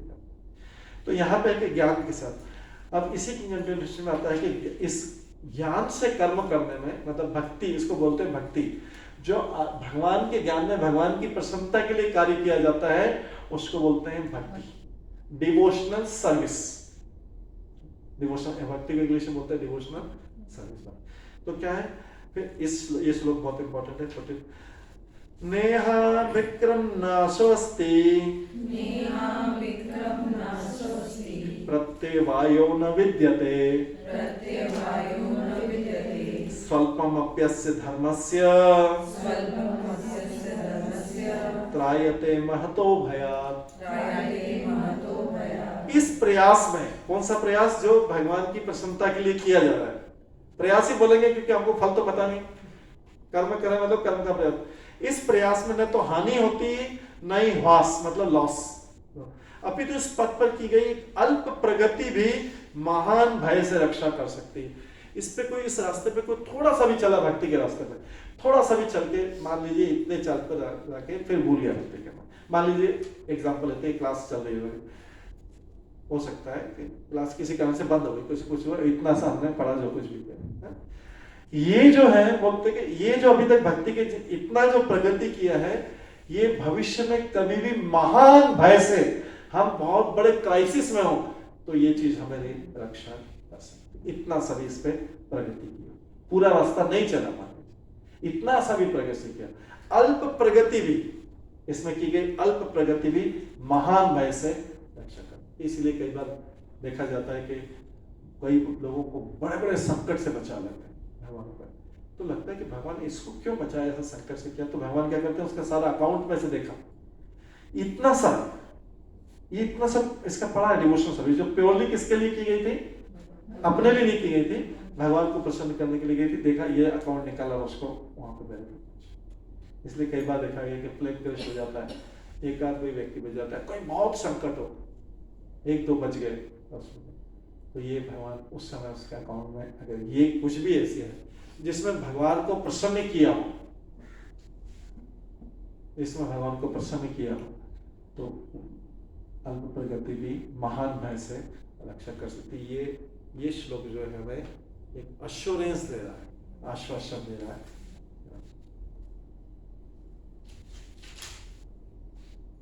कई बार कई बोलते हैं कि लोग बोलते हैं कि हमने तो भक्ति में आए लेकिन हमने पहले इतने बुरे काम किए, हमने या अभी भी उतने अच्छे काम नहीं कर रहे हैं, तो क्या प्रोग्रेस करेंगे, हम कुछ आगे, हमारा होगा कुछ आगे? तो उनको ये श्लोक का आश्वासन देता है कि इस पर थोड़ी सी भी प्रगति की है, थोड़ा सा भी प्रोग्रेस इस बात पे हुआ तो ये आपके अकाउंट में।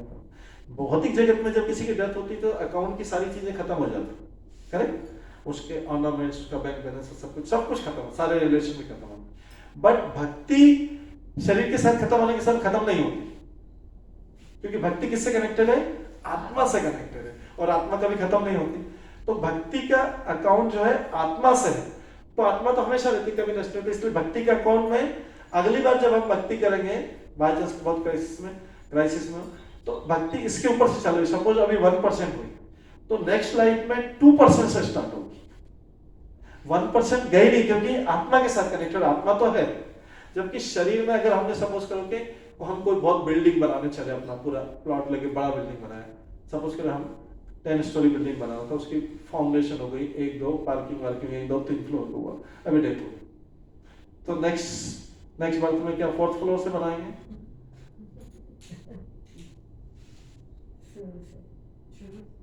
शुरू से 3rd फ्लोर गए, 4th फ्लोर से, 3 फ्लोर गए जो बनाए, क्योंकि वो 10 से स्टार्ट।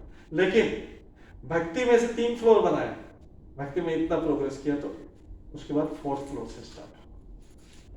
भक्ति अकाउंट में, आत्मा के अकाउंट में रहती है, ये बहुत बड़ा फायदा है भक्ति का। ठीक है,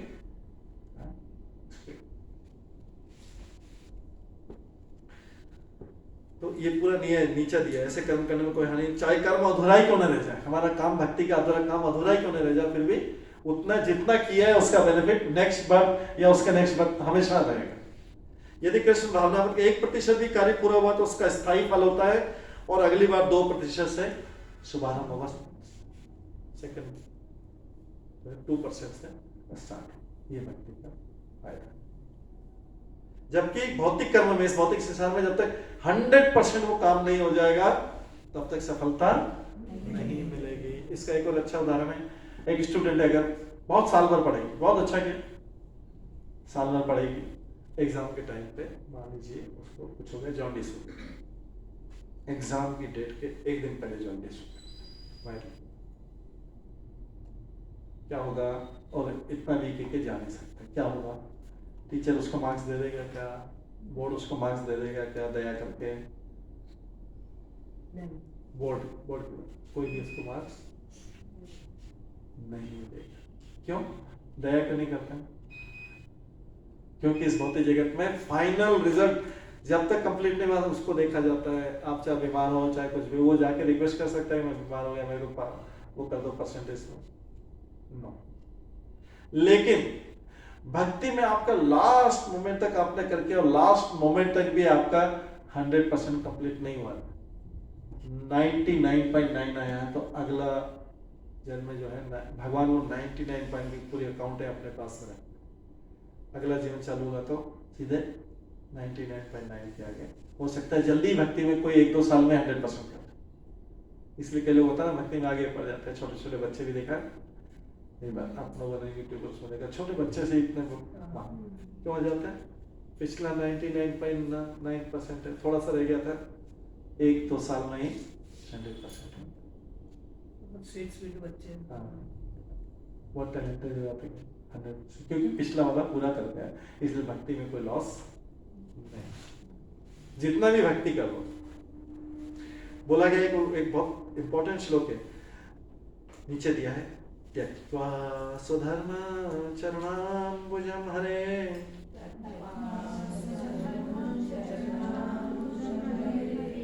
भजन् पक्वोत् पते ततो यदि यत्र कवा भद्र यत्र कवा भद्रम बोधमुष्यं किम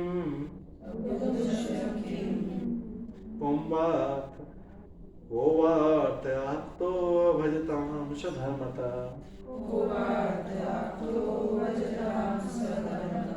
किसी ने मान लीजिए कि ये कैसा उदाहरण, एक्सट्रीम उदाहरण है कि अगर बाई चांस किसी ने अपना पूरा जीवन, जैसे होता है ना मंदिर में ब्रह्मचारी सन्यासी जो सेफ्रॉन पहनते हैं, मान लीजिए किसी ने अपना सारा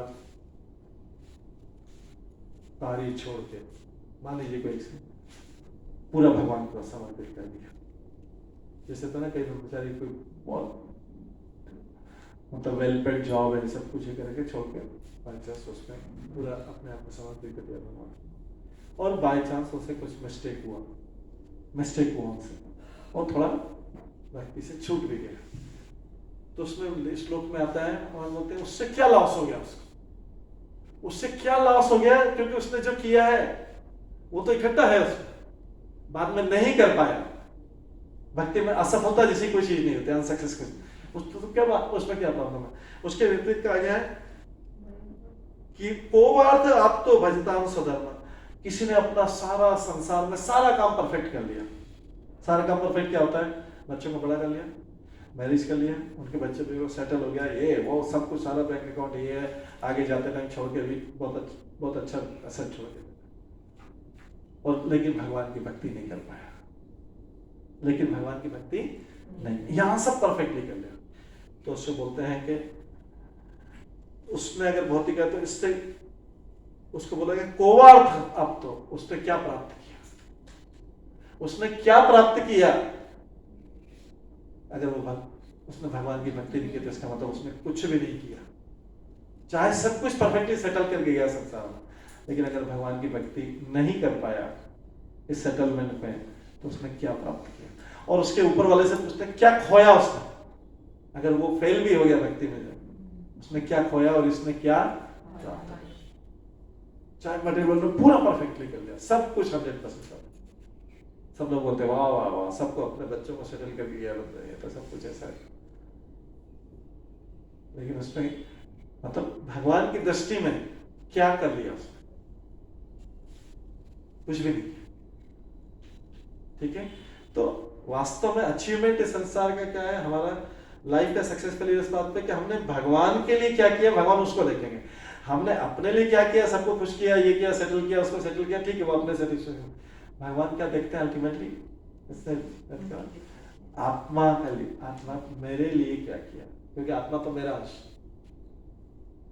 आत्मा परमात्मा का अंश है, तो परमात्मा क्या देखेगा, आत्मा ने मेरे अंश ने मेरे लिए क्या किया। वास्तव में मेरे लिए, भगवान के लिए पर्सनल स्वार्थ के लिए नहीं, वो उसमें उसी का कल्याण था, तो उसने अपने कल्याण के लिए किया। भगवान तो सोचा इसने आत्मा के लिए तो कुछ नहीं किया, आत्मा तो ये व्यक्ति तो आत्मा ही है ना, छोड़ के तो आत्मा ही जा रहा है, तो आत्मा के लिए किया। अगर आत्मा के लिए नहीं किया तो फिर क्या, शरीर के लिए किया, तो शरीर को तो जला दिया। आप बोलो क्या किया, आत्मा से पूछा क्या किया तुमने, वो बोलेगा मैं तो भूल गया, मैं तो संसार के शरीर के लिए सारा करने में रहेगा। तो क्या जवाब देंगे, आत्मा के लिए क्या किया, व्हाट इज द रिप्लाई? नहीं मैं बहुत बिजी था, मुझे बहुत टाइम हो गया, शरीर के लिए तो पूरा किया, आत्मा के लिए क्या किया है? तो यहाँ पे इस श्लोक का मीनिंग है।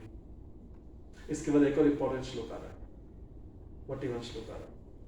ये 2-3 एक साथ में इंपॉर्टेंट श्लोक हैं, मतलब इसके एक अगला छोड़ के उसके अगले वाले में इंपॉर्टेंट श्लोक, ये इंपॉर्टेंट श्लोक है। तो इसमें बोला गया है 41 श्लोक में, व्यवसाय आत्मिका बुद्धि एके कुरु नंदन बहुशाखायनताश्च बुद्धयो व्यवसायिनां। व्यवसाय की अपना बुद्धि, व्यवसाय मतलब क्या होता है, बिजनेस। बिजनेसमैन सबसे पहले क्या देखता है,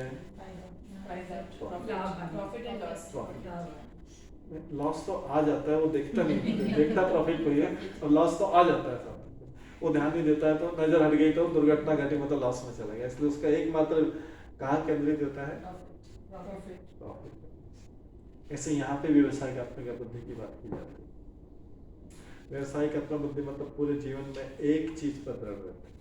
व्यवसायिक आत्मा एक है कुरुनंदन, जो इस मार्ग पर चलते हैं उनका लक्ष्य भी एक होता है। जो भक्ति के मार्ग में चलते हैं उनका एक मात्र टारगेट होता है भगवान को, कृष्ण को प्रसन्न करना।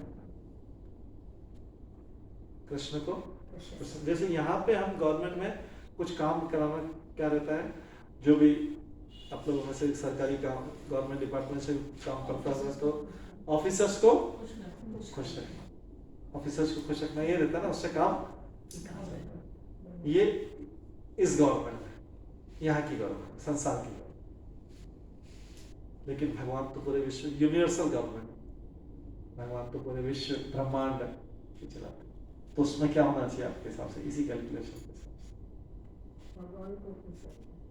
भगवान को पसंद है वो, क्योंकि भगवान ये जो इधर के बाबू खुश रखे, ऑफिसर खुश रखा, तो ये लाइफ तक तो या हमने वो काम ही छोड़ दिया बात से, तो अब तो फिर बाबू को खुश करने के को दूसरे बाबू को खुश करना पड़ेगा, तीसरे बाबू को खुश करना पड़ेगा, या फिर डेथ हो जाएगी तो ठीक है। लेकिन हर शरीर के बाद कौन बाबू रहेगा? एक बाबू जो है वो शरीर छोड़ने के बाद भी रहेगा, आत्मा का बाबू। आत्मा का बाबू कौन है? आत्मा का ऑफिसर कौन है? भगवान परमात्मा। उसको खुश किया तो आगे जन्म जन्मांतर कभी भी कोई प्रॉब्लम नहीं। बाकी सब जो ऑफिसर टेम्परेरी हो, तो इसलिए जो इस मार्ग पे चलते हैं वो अपने प्रयोजन में बहुत दृढ़ रहते हैं। जो भक्ति के मार्ग पे चलते हैं अपने प्रयोजन में बहुत दृढ़ रहते हैं और उनका लक्ष्य भी एक होता है।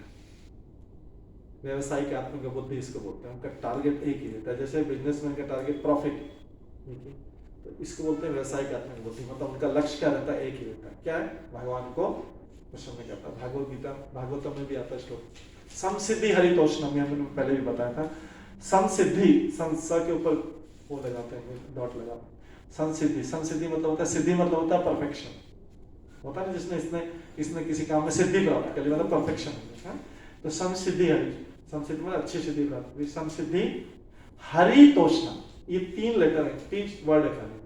संसिद्धि हरितोषणम, हमारे जीवन का परफेक्शन क्या है? परफेक्शन किसमें माना जाएगा? हरि, हरि मतलब भगवान। हरितोषणम मतलब होता है संतुष्ट रखना या प्रसन्न रखना। तोषणम शब्द किससे आया? संतुष्ट। तो जीवन का परफेक्शन ऑफ लाइफ क्या है? भगवान प्रसन्न। संसिद्धि हरि तोषणम, तोषणम मतलब संतुष्ट रखना। ये बस खाली टारगेट है लाइफ का। अगर वो नाराज है और संसार प्रसन्न है, तो संसार जो प्रसन्न है वो थोड़े दिनों में नाराज हो जाएगा, क्योंकि वो नाराज। लोगों का उस पर ध्यान ही नहीं जाता है। लोग जाता है कि वर्ल्ड में सबको प्रसन्न रखो, और बोला जाता है कि कभी भी संसार में भगवान के अलावा कोई किसी को सबको प्रसन्न नहीं कर सकता। अगर कोई भगवान बनने की इच्छा रख रहा है, ये सबको प्रसन्न कर लेगा। सबको प्रसन्न करना केवल भगवान कर सकता है, केवल भगवान कर सकता है। भगवान के अलावा कोई सबको प्रसन्न नहीं करता। भगवान कैसे प्रसन्न करता है? भगवान तो सबके हृदय में बैठा हुआ, ठीक है। तो भगवान अगर बोले, किसी से बोले कि भाई मैं इससे प्रसन्न हूं, तो सबके हृदय में मैसेज पहुंच जाएगा, मैं इससे प्रसन्न, क्योंकि सबके हृदय में मैसेज कहां जा रहा है? भगवान परमात्मा। वो भगवान प्रसन्न है तो वही सबके अंश में बैठा हुआ है, तो सब लोग प्रसन्न नहीं हो जाएंगे। आगे पीछे हो सकता है, थोड़ा सा टाइमिंग का आगे पीछे हो सकता है, लेकिन सब लोग अल्टीमेटली सब लोग प्रसन्न। और भगवान अप्रसन्न है तो सबके अंदर मैसेज पहुंच जाएगा, भाई कभी कोई खुश रहेगा तो वो भी बाद में नाराज हो जाएगा, क्योंकि भगवान अप्रसन्न है। तो संसार को प्रसन्न करने के लिए, संसार को अगर प्रसन्न भी रखना है तो डायरेक्ट प्रसन्न नहीं करके भगवान को प्रसन्न कर लीजिए। इस तरीके से संसार को प्रसन्न किया जा सकता है, ठीक है। तो जो इस मार्ग पर चलते प्रयोजन में दृढ़, उनका लक्ष्य है। तो ऊपर वाली लाइन का हो गया व्यवसायिक आत्मिक बुद्धि एक एक कुरुनंदन। कुरुनंदन किसको बोल रहा है? अर्जुन को बोल रहा है, क्योंकि अर्जुन कुरुवंश है। व्यवसायिक आत्मिक बुद्धि एक एक कुरुनंदन। तो व्यवसायिक आत्मिक बुद्धि का एक ही लक्ष्य रहता है, सिंगल, एक ही लक्ष्य। और बहुशाखा यरत्तस्य बुद्धि अव्यवसायी नाम, जो अव्यवसायी होता है, जो बिजनेस में नहीं होता है, वो क्या करता है? उसकी बुद्धि कई जगह पे लगी रहती है। अव्यवसायी नाम, वो व्यवसायी नहीं है, वो बिजनेसमैन। ठीक है, ये इंपॉर्टेंट श्लोक है। जो दृढ़ प्रतिज्ञा नहीं है, जिसकी एक जगह नहीं लगी रहती, अव्यवसायी बुद्धि बोलते हैं। दृढ़ प्रतिज्ञा नहीं है, उसकी बुद्धि अनेक शाखाओं में स्थित वाला इतनी सारी जगह बुद्धि लगाता है, भगवान के ऊपर केंद्रित नहीं कर पाता है।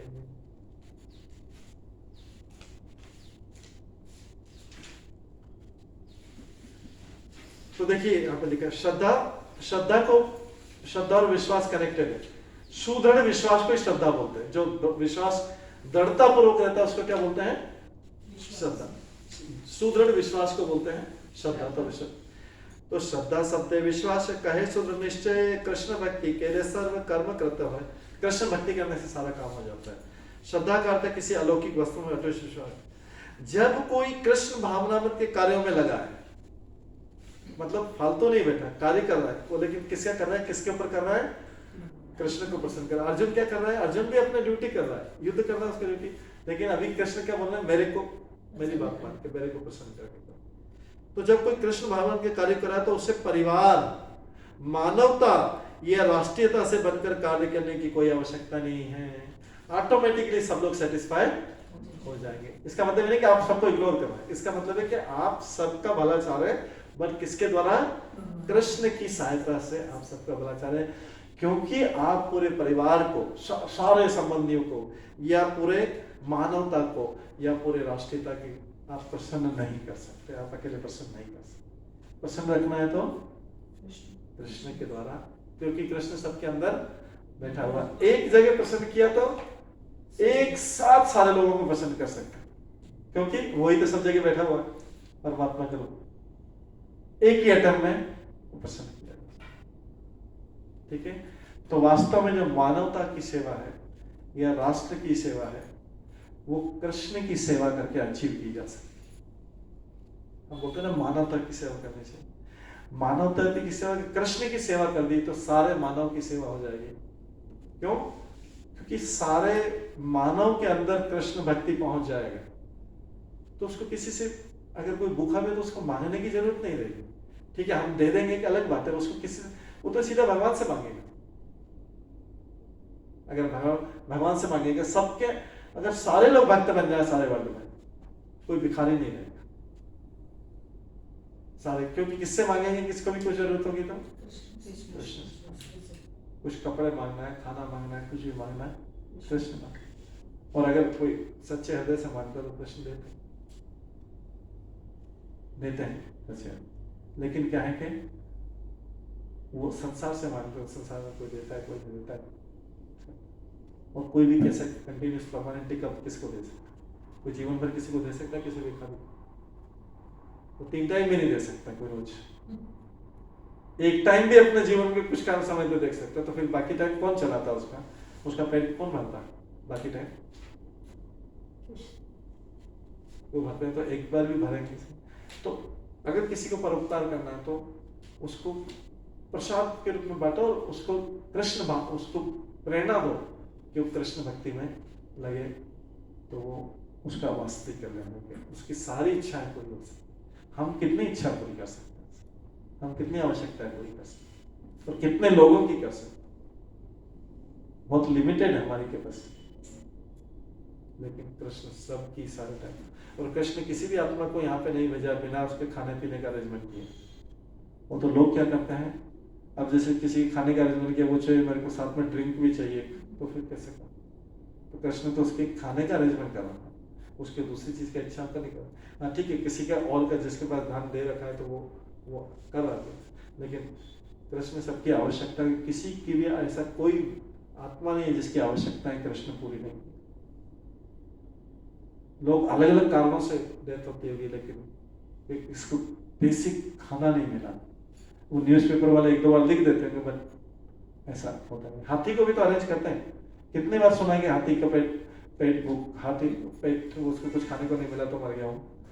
हाथी रेल से टकरा के मरते हैं, ऐसे मरते हैं, उससे मरते हैं, लेकिन भूखे पेट मर गया हाथी, ऐसा रेयरली सुनने वाला। भगवान ने हर एक का अरेंजमेंट किया है यहाँ पे, जितने भी आत्माओं को मिला। कोई दूसरे कारण, छिपे हुए कारण जो हमको पता नहीं लगे, जिसके कारण आदमी की कोई डेथ हो जाती है, वो बोलता है वो भूखे का, अदरवाइज तो कोई रेयर ऐसा कि सबको खाने का नहीं मिलता है। तो इसलिए जो है, जो व्यवसायिक आत्मा है, बुद्धि है, ये बुद्धि व्यवसायिक आत्मा कहलाती है, जिसमें एकमात्र किसके ऊपर, कृष्ण को प्रसन्नता करने के, वो उसे और किसी की कुछ करने की कोई उसकी ड्यूटी नहीं रह जाती। अगर वो कृष्ण को पसंद करना, कोई ड्यूटी बाकी नहीं। हालांकि वो ड्यूटी करेगा, सबको करना चाहिए, अपना अपना करता है, पर कोई उसके लिए वो फोर्स नहीं है कि उसको करे। वो अपनी इच्छा से सब कर्तव्य करेगा, अपना संसार के भी कर्तव्य करेगा, भगवान के लिए करेगा, लेकिन भगवान को प्रसन्न रखेगा। तो इसका मतलब ऐसा कोई कार्य नहीं करेगा जिससे भगवान को अप्रसन्नता हो। वो अपने जीवन में अपने कार्य करते हुए कोई भी ऐसा कार्य नहीं करेगा जिससे भगवान अप्रसन्न। इस बात का पूरा, ठीक है। प्रभु जी, तो ऐसे क्या करने से भगवान पसंद है? भगवान बोलते हैं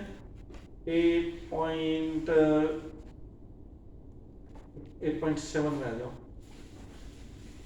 7 में आ जाओ। भगवान क्या बोल रहे हैं, ये आपके क्वेश्चन का आंसर एज इट इज मिल जाएगा, आप ही इसको पढ़ना।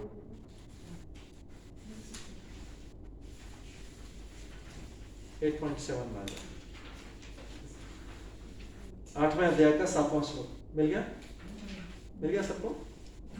आपके पास आ जाए ले लेते इसमें से। दे चुके हैं। अभी शेयर कर दीजिएगा। वो नहीं दिया वहाँ क्लासेस में। अच्छा, जोर से पढ़ना, कोई भी लाउडली पढ़ सकता है। तो पहले श्लोक पढ़ लेता हूँ, श्लोक आप रिपीट कर देना। ये आंसर है, इसका आंसर इसमें है 8 चैप्टर 7 श्लोक। जब 8.7 बोला मतलब 8 चैप्टर 7 श्लोक। पढ़ो मैं इसको, आप रिपीट। तस्मात् सर्वेषु कालेषु माम अनुस्मर्युद्ध च मयि अर्पित मना बुद्धि मामेव शस्सी असंशय। अब कोई इसको लाउडली पढ़ेगा, हिंदी और इंग्लिश दोनों में पढ़ेगा। अतएव हे अर्जुन, हाँ पढ़िए, पढ़िए ना। अतएव हे अर्जुन, तुम्हें सदैव कृष्ण रूप में मेरा चिंतन करना चाहिए और साथ ही युद्ध करने के कर्तव्य को भी पूरा करना चाहिए। Full stop. आया सबको सेंटेंस समझ में आया? कैसे करना चाहिए? युद्ध उसकी ड्यूटी है ना। कर्तव्य करते हुए भगवान का स्मरण करना। और भगवान का स्मरण कभी आएगा? जब भगवान के बीच में टाइम देके प्रैक्टिस करना। हाँ, आगे। अपने कर्मों को मुझे समर्पित करके तथा अपने मन एवं बुद्धि को मुझसे स्थिर करके तुम निश्चित रूप से मुझे प्राप्त कर सकोगे। इंग्लिश में भी कोई पढ़ेगा? Therefore, Arjuna, you should always think of me in the form of Krishna and at the same time carry out your prescribed duty of fighting. At the same time, ठीक है, साथ साथ। हाँ। With your activities dedicated to me and your mind and intelligence fixed on me, you will attain me without doubt. ये तरीका है काम करने का। अर्जुन के लिए काम करना, युद्ध करना है, तो उसके लिए करना माइंड और अपने कर्मों को मुझसे अर्पित, मतलब कर्म को मेरी प्रसन्नता के लिए करो। हम क्या कर रहे हैं? अपनी प्रसन्नता। मेरे को फल मिलेगा तो इसका ही फल मिलेगा, फिर मैं इसको ऐसा दूंगा, ऐसा करूंगा, ये करूंगा। वो फल तो मिलेगा, जो मिलना मिलेगा, बट सारा कंसंट्रेशन किस तरफ है? अभी खुद के ऊपर। उसमें मैं कर्तव्य कर रहा हूँ, मैं ड्यूटी कर रहा हूँ, जो भी कर रहा हूँ, बिकॉज मेरी ये प्रिस्क्राइब ड्यूटी मेरे को दी गई, संसार में आने में ये ड्यूटी दी गई। और लेकिन साथ में कृष्ण को पसंद से लोग जनरली को उपदेश देते हैं भगवत गीता का। अरे हम बोलते हैं भगवान को याद करो, गीता पढ़ो। अरे ये संसार की भी ड्यूटी करनी है हमको तो टाइम नहीं मिलता संसार की, तो आधा कर दिया मैंने, पूरा आधा। वो जो भगवान को स्मरण करने वाला वो पोर्शन कहाँ चला गया? उसको पूरा गायब कर दिया। हमको संसार की ड्यूटी करनी, तो यहाँ पे संसार की ड्यूटी तो मना नहीं की जा रही, लेकिन उसका सेकंड हाफ भी उनकी प्रसन्नता के लिए करो और इधर अपना ड्यूटी करता। ठीक है, बट दोनों चलना। ये एक्सक्यूज बार बार से नहीं नहीं अपनी ड्यूटी करना चाहिए, सब चीजें हमें हमें अभी समझे, हम तो अपनी ड्यूटी कर रहे हैं, हम तो अपनी ड्यूटी कर रहे हैं। उनको जब भी समझाना हम तो अपनी ड्यूटी कर रहे हैं, कौन सी ड्यूटी कर रहे हैं, उस ड्यूटी जीरो है। क्योंकि अभी हमने पहले श्लोक पढ़ा था जिसमें कि जो केवल संसार में सारी ड्यूटी परफेक्टली कर ली, लेकिन नेट रिजल्ट क्या रहा? जीरो। क्योंकि भगवान। तो एक आत्मा की ड्यूटी, एक शरीर की ड्यूटी, ठीक है आप शरीर की ड्यूटी करें लेकिन आत्मा की भी ड्यूटी पूरी, दोनों ड्यूटी साथ साथ में चलेगी। आत्मा की ड्यूटी भगवान को स्मरण करते हैं। भगवान स्मरण तभी याद आएगा जब तक कि भगवान के नाम जब की प्रैक्टिस नहीं करेंगे तब स्मरण आएगा, नहीं तो जिस चीज की प्रैक्टिस करके वही बार बार याद आएगी, इधर से ना छूट जाएगा, ध्यान छूट जाएगा, स्मरण नहीं करता है। ठीक है, ठीक है, आज कहीं पे हरे कृष्णा, सभी भक्तों का बहुत बहुत धन्यवाद। हरे कृष्णा कृष्णा कृष्णा हरे हरे, हरे राम राम राम हरे हरे। श्रीमद् भागवत गीता की जय।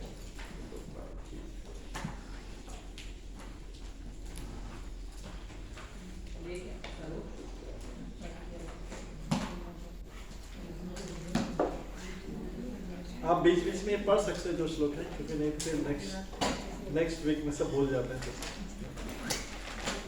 अभी तो लिखा, अभी तो आपने पढ़ लिया कि आज महामनुस्मरण युद्ध मेरा स्मरण करते हो, मेरा स्मरण करते हो, तो स्मरण तो रहना चाहिए सारे लोग।